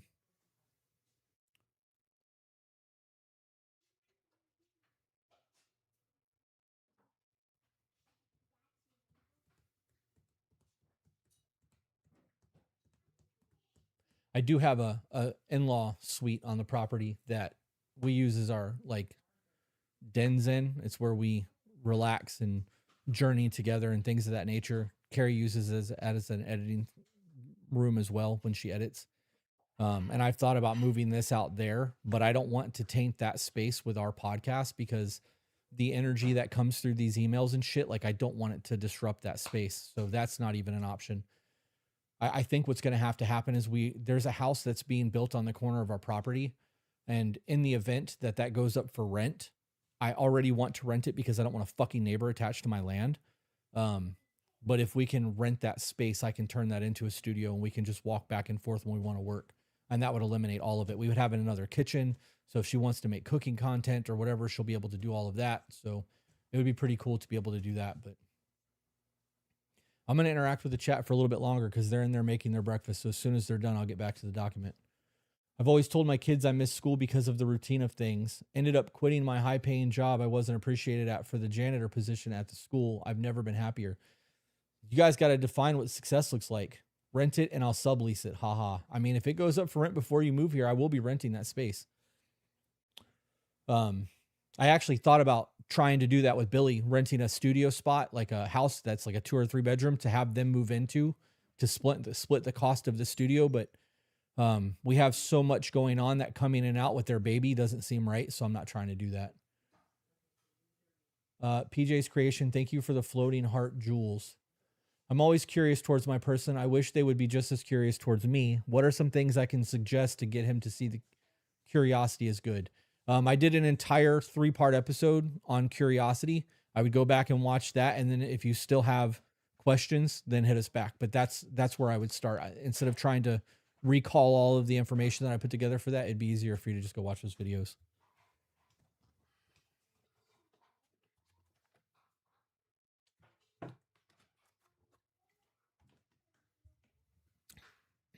How do you come back from being rejected when your bids for attention are turned down for months?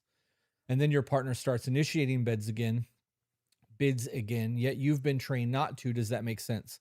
You're reacting, you're living from your nervous system at that point. I don't understand how their bids for a connection and your bids for a connection overlap, because one is giving into a bid and the other is requesting the bid. So I would try to deep dive that because that might be able to help you a little bit. But I would talk to them about that. I would be like, look, over the last few months, I've really been trying to connect with you and there's been a lot of disconnect. And I understand now that you're trying to reconnect and I really, truly appreciate it. I need you to be patient with me because I have turned off that part of my brain to us because I felt like I kept touching a hot stove and that rejection was very painful. And I have turned that part of me off and it needs to be turned back on and it's going to take time. It's about to be 3-year anniversary of that time I came all the way to Florida for Jeff's first tattoo convention. Fuck yeah. Chris, thank you so much for helping me see the awesome man my husband is. You're welcome. Thoughts from the chair help me with things I can talk to my hubby about. I also notice that I have you playing while I'm doing chores. So anytime I know it's chore time, I find myself putting my headphones on and listening. Love that. Matt said, how can you implement this into as someone who is single yet wants to be present in life and implement those things when I do find my person? Being present in life and being present in your relationship is the same discipline. You guys have to slow down. We object permanence becomes a thing in our life, guys. We get used to just doing the thing. Some of you have quit. Some of you have just straight up given up on life.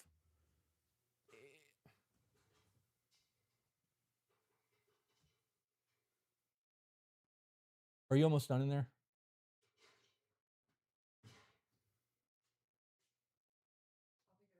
Okay, I'll even do it after I'm done. I was waiting on the kids to stop in the kitchen because I couldn't focus on what was going on with all of the noise that was going on in there. So I stopped reading the document. I didn't realize that you were putting dishes away also. Thank you. So now I can get back to this. It's quiet in the house again. Do something different. Drive somewhere you've never been. Try something neither of you knows how to do. Go somewhere without the kids. Take a different route home. New experiences. Create new information about each other. You get to see your partner respond to something that you haven't already watched them do 1,000 times. But curiosity doesn't only come from new experiences. Sometimes it comes from finally asking about old experiences, but from new questions or a renewed interest. You've heard the story of your husband's childhood 50 fucking times, but have you ever asked him what he thinks that childhood taught him about being a husband or a father? You know that your wife had a difficult relationship with her mother. Have you ever asked her how becoming a mother changed the way that she understands her own children, right? You know your husband lost someone important. Have you ever asked him what he misses most about them? It's so easy to just be like, I'm sorry for your loss, and just kind of sweep it under the rug because it makes us feel uncomfortable that our person's hurting. You know your wife had dreams before you met her. Have you ever asked her whether she still wants any of those? There's always more. There's always new questions. There's always new experiences. There's always new understandings of the same conversations. I program history dates with my men's group every once in a while. I'll be like, all right, guys, this week I challenge you guys to go on a date and do X. And one of those that we do frequently is a history date. You go into the restaurant, you leave your phones in the console, and you only talk about each other's past. Did I tell you about the time I farted in 6th grade? Everybody heard it. Did I tell you about the time that I rear-ended somebody? Did I tell you about the time that I fell off the pier? Did I ever tell you about the time? There are always going to be stories in your 40 years or 20 years of existence that you can talk about. Even if you've had a really boring fucking life, you have things that you can talk about. Once I did the fucking Vault of Glass raid for 18 hours with my friends, and it was stupid and we were pissed off, but we beat it and it taught us how to communicate effectively, and that became my core group of friends. Whatever, right? Like, you have life experiences that you can continue to talk about from different perspectives, right? Even as you age, the way that you view the things that happened at 20 when you're 25 is not going to look the same as when you're 40. You're going to have a new life lessons and new perspectives and new understandings of things. Maybe you understand Catalyst more and you can talk about how that moment in life fucking changed your entire trajectory. Maybe that one thing is the moment that fucking changed everything for you. So, and I think sometimes couples avoid having these conversations because real curiosity can uncover answers that they're not really wanting to hear. What do you want your life to look like in 10 years? Right? That answer may, if they're being honest, could hurt you. Maybe you're not part of their 10-year plan. I don't think they would tell you that if they're planning their exit, but it could, and that could hurt. And what if their answer is still involving you, but what you want is vastly different from theirs, and now you have to have a conversation about where life is going? One of you has the idea of moving to a farm, and the other one wants to move on to a boat. And those are so very drastically different. One of you is giving up a dream to submit to the other's wants. Eventually, there will be resentment. I don't want to be landlocked. Well, I don't want to fucking live on a boat, right? Like, I don't know, but we could travel the world, but we could grow our own food and have cows, right? Like, you guys, that could be a real hard conversation. So you guys avoid those conversations. Are you happy? That's another one that could kick you in the fucking balls. Oh my God. What if they're not? What if you ask that question and you finally learn that your person has been going through the motions for 5 years and you thought everything was perfect? Perfect. And it's not. And what you now believed was the perfect existence feels like a lie. It feels like you have been believing in a fairy tale while they've been suffering in hell.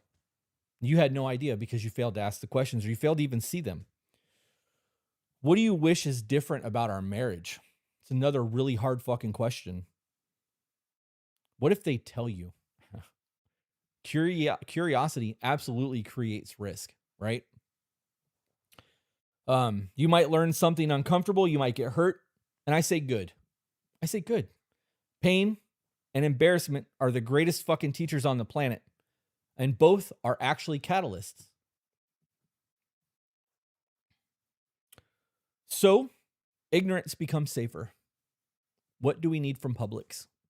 Much easier. What do you want on your sandwich? Much easier. Time do the kids need to be picked up? Safe, right? But if you're unwilling to discover uncomfortable things about your partner, eventually you will only know the parts of them that do not threaten your identity or your belief of what's going on in your life. That's not intimacy, guys. That is editing. That is you editing your existence to fit the narrative that you need it to fit to feel good about what you've got going on.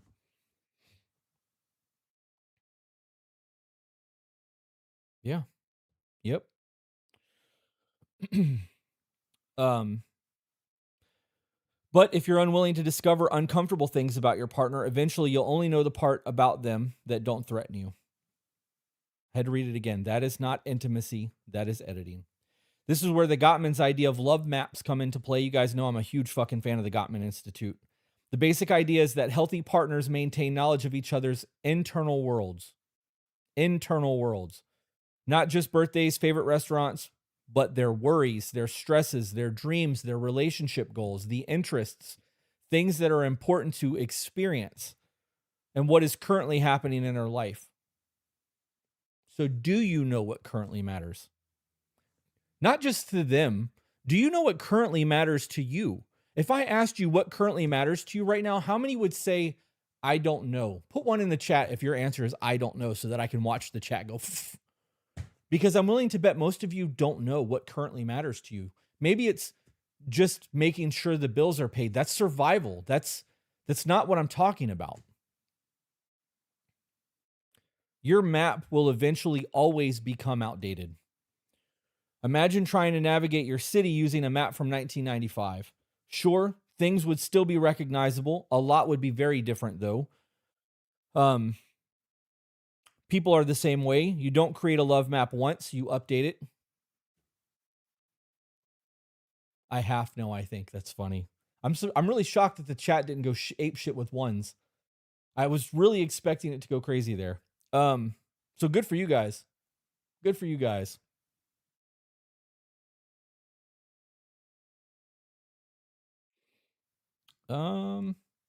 If you haven't updated yours in 10 years, don't be surprised when you get lost. Guys, what happens when you fall back? What happens when you fail to check in? Your curiosity fades and you are super disconnected and somebody else becomes curious. What happens when you fail to check in? Your curiosity fades, you're super disconnected, and somebody else becomes curious.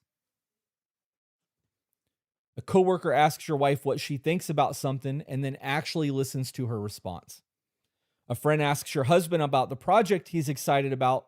Someone at the gym notices his progress. Someone at work asks her about something other than the kids.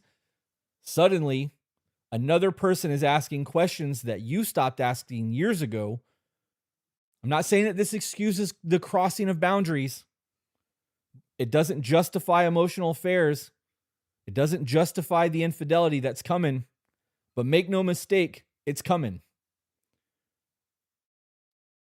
If you were dying of thirst or starving and someone offered you food and water, would you want it?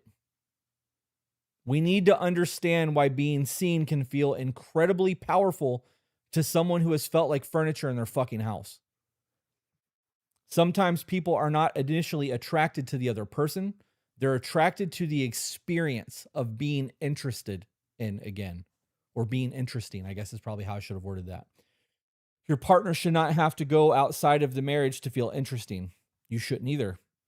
So start asking questions, real questions. Become interested again. Follow the answers. If your husband says work's been rough, don't immediately go, don't tell him to quit his job or try to fix what's going on. Ask him what happened. If your wife says, I've been thinking about getting back into painting, don't say, do you even have time for that?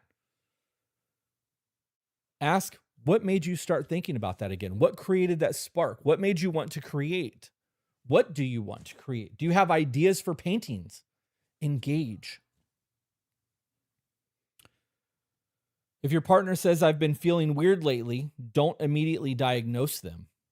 Ask what kind of weird. Follow the threads, guys. You're just pulling the thread. That's how conversations naturally evolve, right? This is how you discover the person that you're living with instead of constantly confirming that you already know them. And there's something incredibly powerful about knowing someone that you've known for 20 years.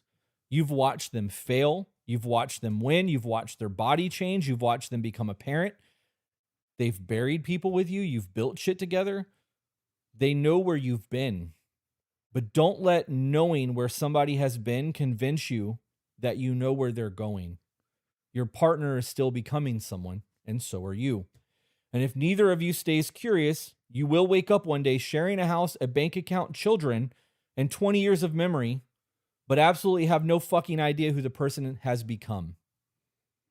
This is how two people can spend every day together and still become strangers. Not because they stopped being around each other, but because they stopped being curious. All right, guys. I told you at the end of this document I would have questions.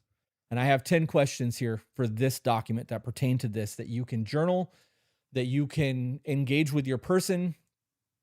Use these however you feel is going to best benefit your marriage if it's in the relationship phase, or your non-relationship, so that you have a better understanding of yourself and what you're doing with your life, maybe. If Tegan is in the chat, Tegan, this is your moment to start taking notes. You have been, okay, yep, cool. So question 1, and I can post this to Discord when I'm done. If we remove the kids, bills, chores, schedules, and responsibilities from our conversations, what do we actually have to talk about?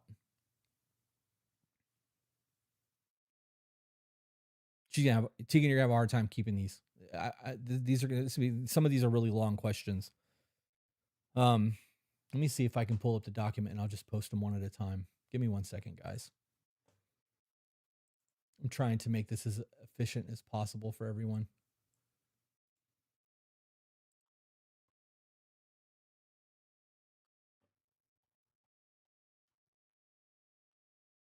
I have to scroll all the way to the bottom. I wonder if I can just copy and paste all 10 of these in the chat in one shot. I wonder if it'll fit. I'm thinking it'll probably go way over the character limit.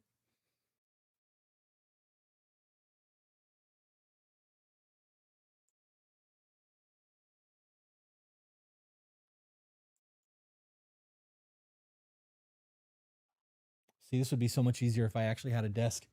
All right, I'm just going to read these. You guys can pause them if you want to. I'm not going to try to make this work. This is already starting to annoy me. I'll post them in Discord afterwards and you guys can do what you want. Are these documents public? I'd really like to review them in more detail. They're not. These are my notes. This is my shit that I've put together to read. The goal is to get you guys to watch the content because watch time generates revenue.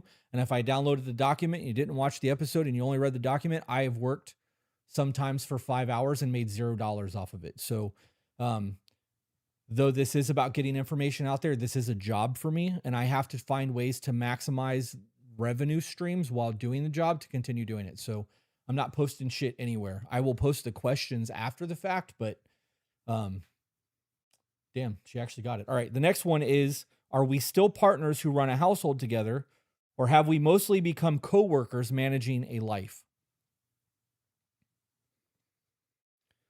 The next question is, when was the last time we spent time together for no productive reason, simply because we enjoyed spending time together? The next question is, what consistently gets more uninterrupted attention from me than my partner does? And the next one is, when my partner makes small attempts to connect with me, how often do I actually turn towards them?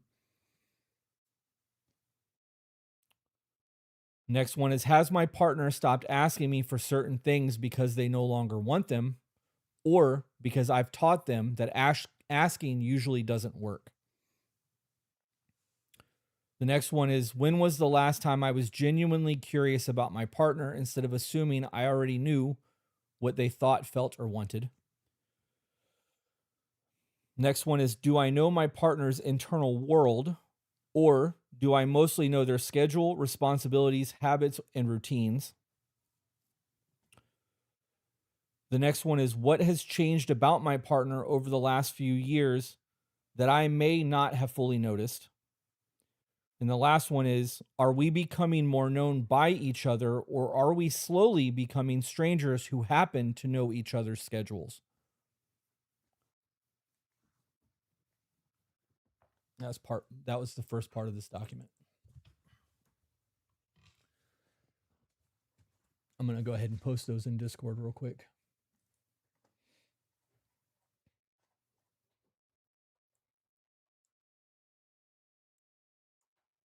Maybe post them in Discord. My fucking, come on, mouse, do your thing. Why can't?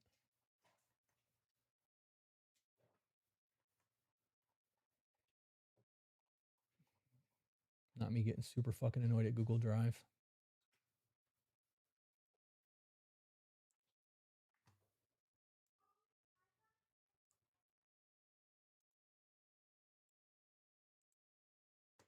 I'm gonna post these in Chris's corner in the Discord, the To Be Better Discord.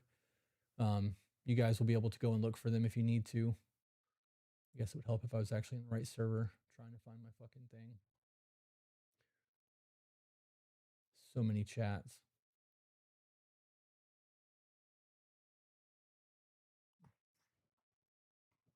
All right. I posted them to the Discord. It'll make it easier for you guys to copy and paste if that's what you're trying to do. Okay. They're posted in Chris's corner for those of you who have access to the Discord. I'm done with my document. I'm going to give it an outro so that we can wrap this up and Carrie doesn't have to worry about it, and then I'm going to interact with the chat. For those of you who are listening to this after the fact, if it gets posted to Spotify or Apple or whatever, wherever you listen to podcasts, these episodes are recorded live every Monday, Tuesday, Thursday, Friday at 8:30 a.m. Eastern Standard Time. So if you guys are getting ready for work, if you're at work, whatever your shit is, if you want to just vibe with us, I'll be doing this every day for the foreseeable future. And it is public live on YouTube, youtube.com/the@ to be better. With that being said, guys, make sure that you subscribe to the channel, like the video, share the content. It really fucking helps. Patreon is where it's at if you guys want some exclusive content that no one else gets. And with that being said, we'll see you guys on the next one. Let me hit stop on the recording just to make things easy for her, and then I'll interact with the chat.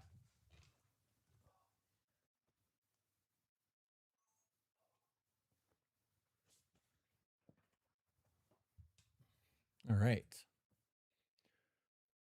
Thank you for the 10 gold coins. Wonderful. Love this. I'm glad you enjoyed it. I don't know how Tegan does it either. I can't, there's no fucking way. Even if I was writing it down, I speak faster than I write. There's no way I'd be able to keep up with that. I can maybe type it, but I'd have to play it over and over again. Every day he comes home, I love on him. I give him my full attention and talk about how his day went. He loves sitting outside in the garden to wind down, enjoying the nice weather we have. I'm jealous of your nice weather. I fucking hate it here so much. I know I'm not supposed to say hate. There's no other descriptive word. Loathe, despise, strongly can't stand the Florida heat. I'm sorry. I'm new. Sorry. What's the Discord called? So Discord is actually available only through our Patreon community. It is behind a paywall. It's $15 a month to have access to our Discord, but you get a lot of exclusive content that other people like, it's not released publicly. There's women's groups, men's groups, homesteading groups. There's, chats for just about everything in there. And then, Peaches and I are in there all the time. hanging out, doing stuff. So profound disdain. That's a good way. That's a good way to word that. What you doing, Butamus? You, Lots of titty fat. oh no. Yeah. I mean, it's horrible for you. That's great for me though.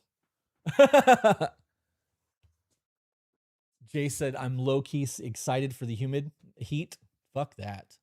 I know you're coming to ceremony next weekend, bro, or this weekend. You won't catch me outside unless I'm in that pool Yeah. or it's dark. I'm getting in that pool. Yeah. Probably gonna get in that pool after ceremony. Yeah. In the middle of the night. Turn the lights on. Yeah. Yeah. I'm not trying to be outside during the day. It's too fucking hot. Too fucking hot. Can't put a price on the community you become a part of. It's so worth every penny. Thanks to Be Better Tribe. You're welcome for that. I'm glad that you find value in what we do. Yeah. I'm done with my document.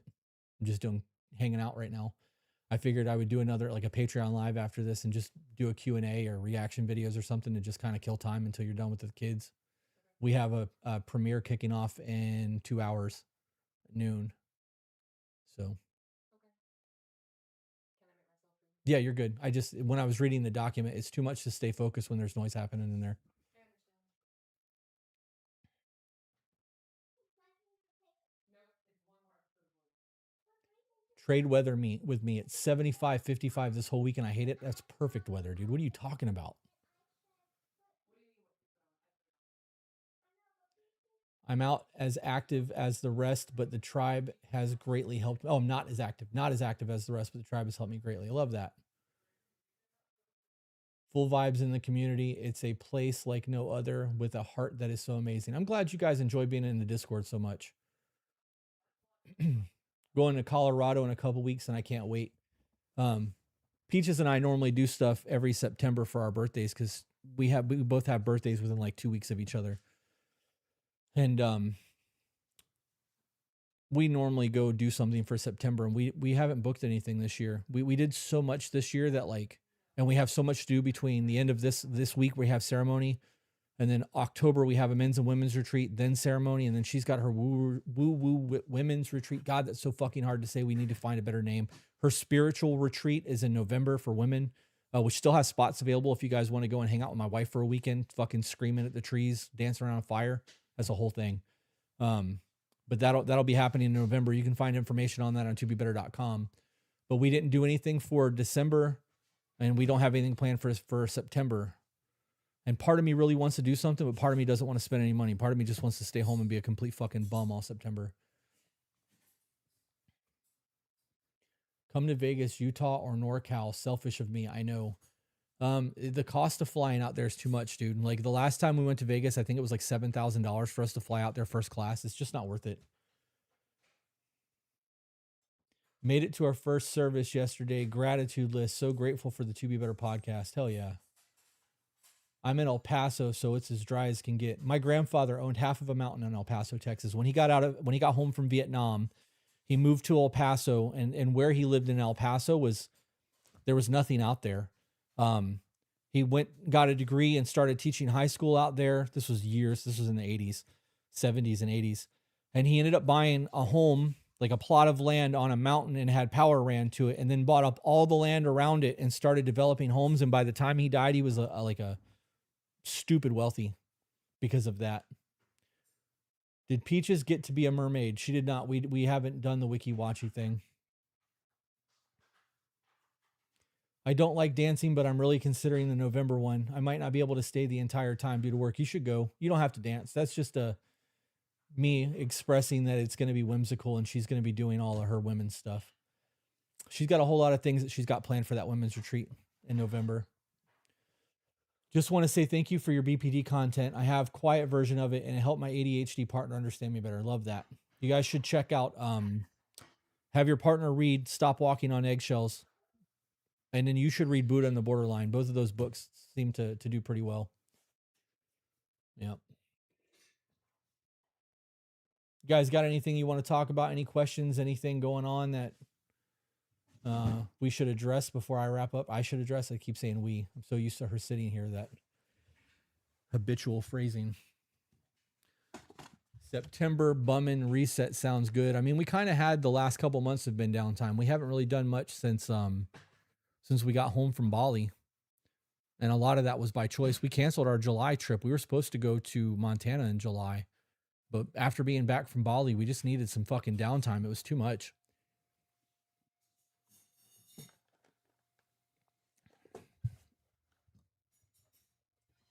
Thank you guys. I've played this aloud while I got ready for work. He asked me a few questions. Maybe we can save this with a little help. I'll look into the Patreon. I would definitely join the Patreon if you need help. There's a whole lot of community there. Can't wait for y'all to get out to Australia. We can't either. I got to be honest. There's a part of me that 2027, I've got goals. There's things that I absolutely want to do next year. I want to do 2 women's retreats for sure. I want to do a men's only weekend where we don't have shit planned. We just go and fucking hang out for a weekend so that like we can still kind of do like a men's getaway. But without seminars. I don't want to work. I want to be equal, and I want to sit down and have conversations and develop relationships, not teach. We want to do a lot. There's a lot of things that we want to do next year.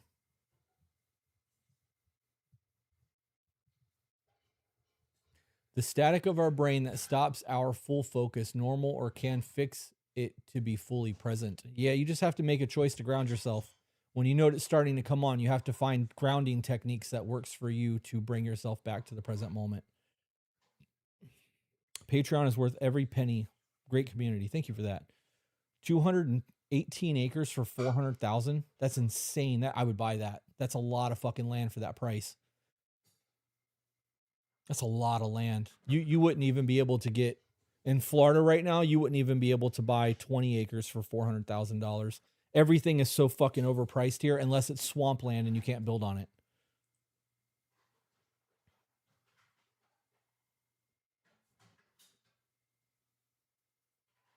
The housing market thing, yes. We are a 1-income family of 4. We bought a house last year. It's not fancy, but it's ours. And it's so much better than renting, but we worked hard to be able to have it. Yeah, for sure. Chris, when that weekend happens, should absolutely do a charter fishing trip down there. That would be so fun. I mean, we could do that. Absolutely do something like that. I was going to try to do this in November, but I only talked to 2 people and both people were like, I can't make it that weekend. And I don't want to just invite a bunch of people. If I'm going to enjoy my weekend, I don't want it to be a work thing. And if I invite it to be open to just any men in Discord, I'm going to have to work and I don't want to do that. So I got to be honest, at this point, I don't even know what I'm going to do in November. I may just rent a hotel and stay in the hotel while she does her thing, or I may not even go. Shit, if Carrie and Taylor are going, I may not need to. I don't know. Maybe I'll drive up and drive back down. Who the fuck knows? Who knows?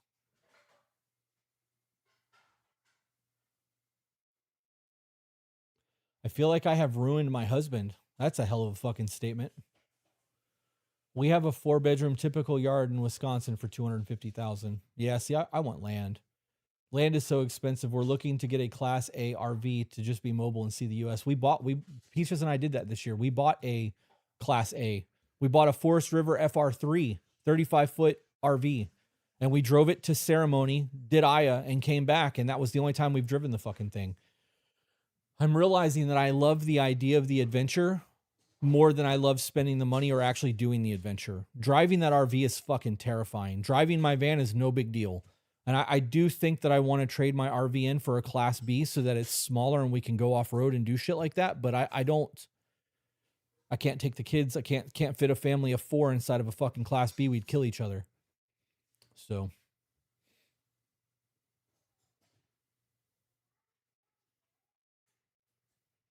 Can you come to Minnesota? I'm sure we could. I don't think we will. There's no reason for us to go to Minnesota. There's nothing up there for us.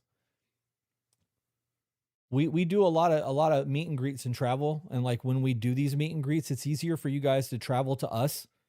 And it's more cost effective for you to spend that money once to come to us than it would be for us to try to visit you in every single state. It's just not, that's not a realistic goal for us. If you're home in November, I'll be out there holding space and looking at rentals. Oh yeah. November, she's got that fucking spiritual women's retreat in the first weekend of November. Beyond that, we don't have anything because of Thanksgiving. Mobile life isn't for everyone. I would love to be able to be full-time in an RV. There's a couple people that I watch content from that have podcasts that's not RV life type shit that they actually do from inside their RV. So I know it's possible for us to take the show on the road and do this on the road. And I created the kit and I broke everything down and I made it fit so that I can put it in the RV and do the thing. And like, man, it's loud in there. The AC running is loud. The fucking, I don't know. I don't know. We are stuck in the roommate phase and I'm here to learn and grow. I sent him your YouTube and hopefully he will listen to them. Also, I'm going to do the journaling right now. I want to try to fix this. Well, I hope you do. I don't know how you feel like you broke your husband, but that's a hell of a statement. And if you know you did some things that changed who he is, it means you can do some things to change it back or to not change it back, because it's impossible to go back to the way things were, but you can bridge the gap, start repairing. Twisted Honey said, so excited to come to you guys when me and the husband are better off financially. I love to vacation close to where you are and join a retreat or a barbecue. So anytime we go anywhere and rent Airbnbs, the goal is to do barbecue weekends while we're there so that people can travel from, around us statewise or whatever to do the barbecues. I really want to rent an Airbnb in Key West that's got a bunch of bedrooms and shit and just kind of fucking have a hangout weekend where there's nothing expected of Peaches and I but the community aspect for the entire weekend. But we still have to sell the rooms because I'm not going to spend $20,000 on a big ass fucking Airbnb for a weekend if people aren't kicking in on it. I'm not willing to eat that kind of money. The willingness to repair says a lot. Absolutely does. Going to therapy at 11. So glad I had this live today. Maybe we can just all do a grounding reset Friday with the full moon. Friday is going to be, we'll be in ceremony Friday. We'll have 20 to 30 people sitting in the medicine Friday night. And Friday is going to be gangster for a whole lot of people. There'll be a lot of healing happening this weekend. How's the kids enjoying the homeschool? They're having a fucking blast. They enjoy it. They get their school day done in like fucking 2 hours compared to the 8 hours they were sitting before. What's the full title of that Buddha book you mentioned earlier? It's called Buddha and the Borderline. We have a recommended reading list on our website you guys can download. It's got a whole bunch of stuff about BPD and a whole bunch of other topics. It's all in order, so it makes it easy. Yeah.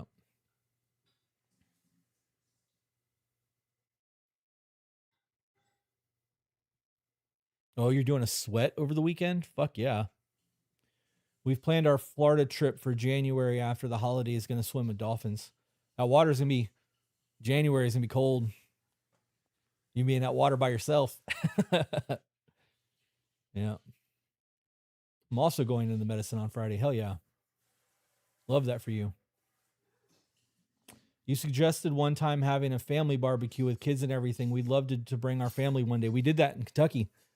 We had 14 or 15 people come out to the Airbnb that we were at. There were 5 kids, 2 dogs, a bunch of people. It was barbecue. It was a whole ass thing. It was a really good time. It was a really, really good time.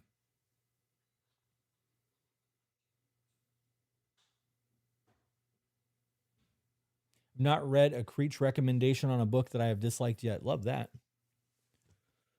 Love that. All right, guys, it's been 2 hours. I'm going to take a break. There may be a Patreon live coming up after this. I'm going to sit. I haven't had breakfast yet. I've been up since 4. It's 10:30. I'm ready to eat something.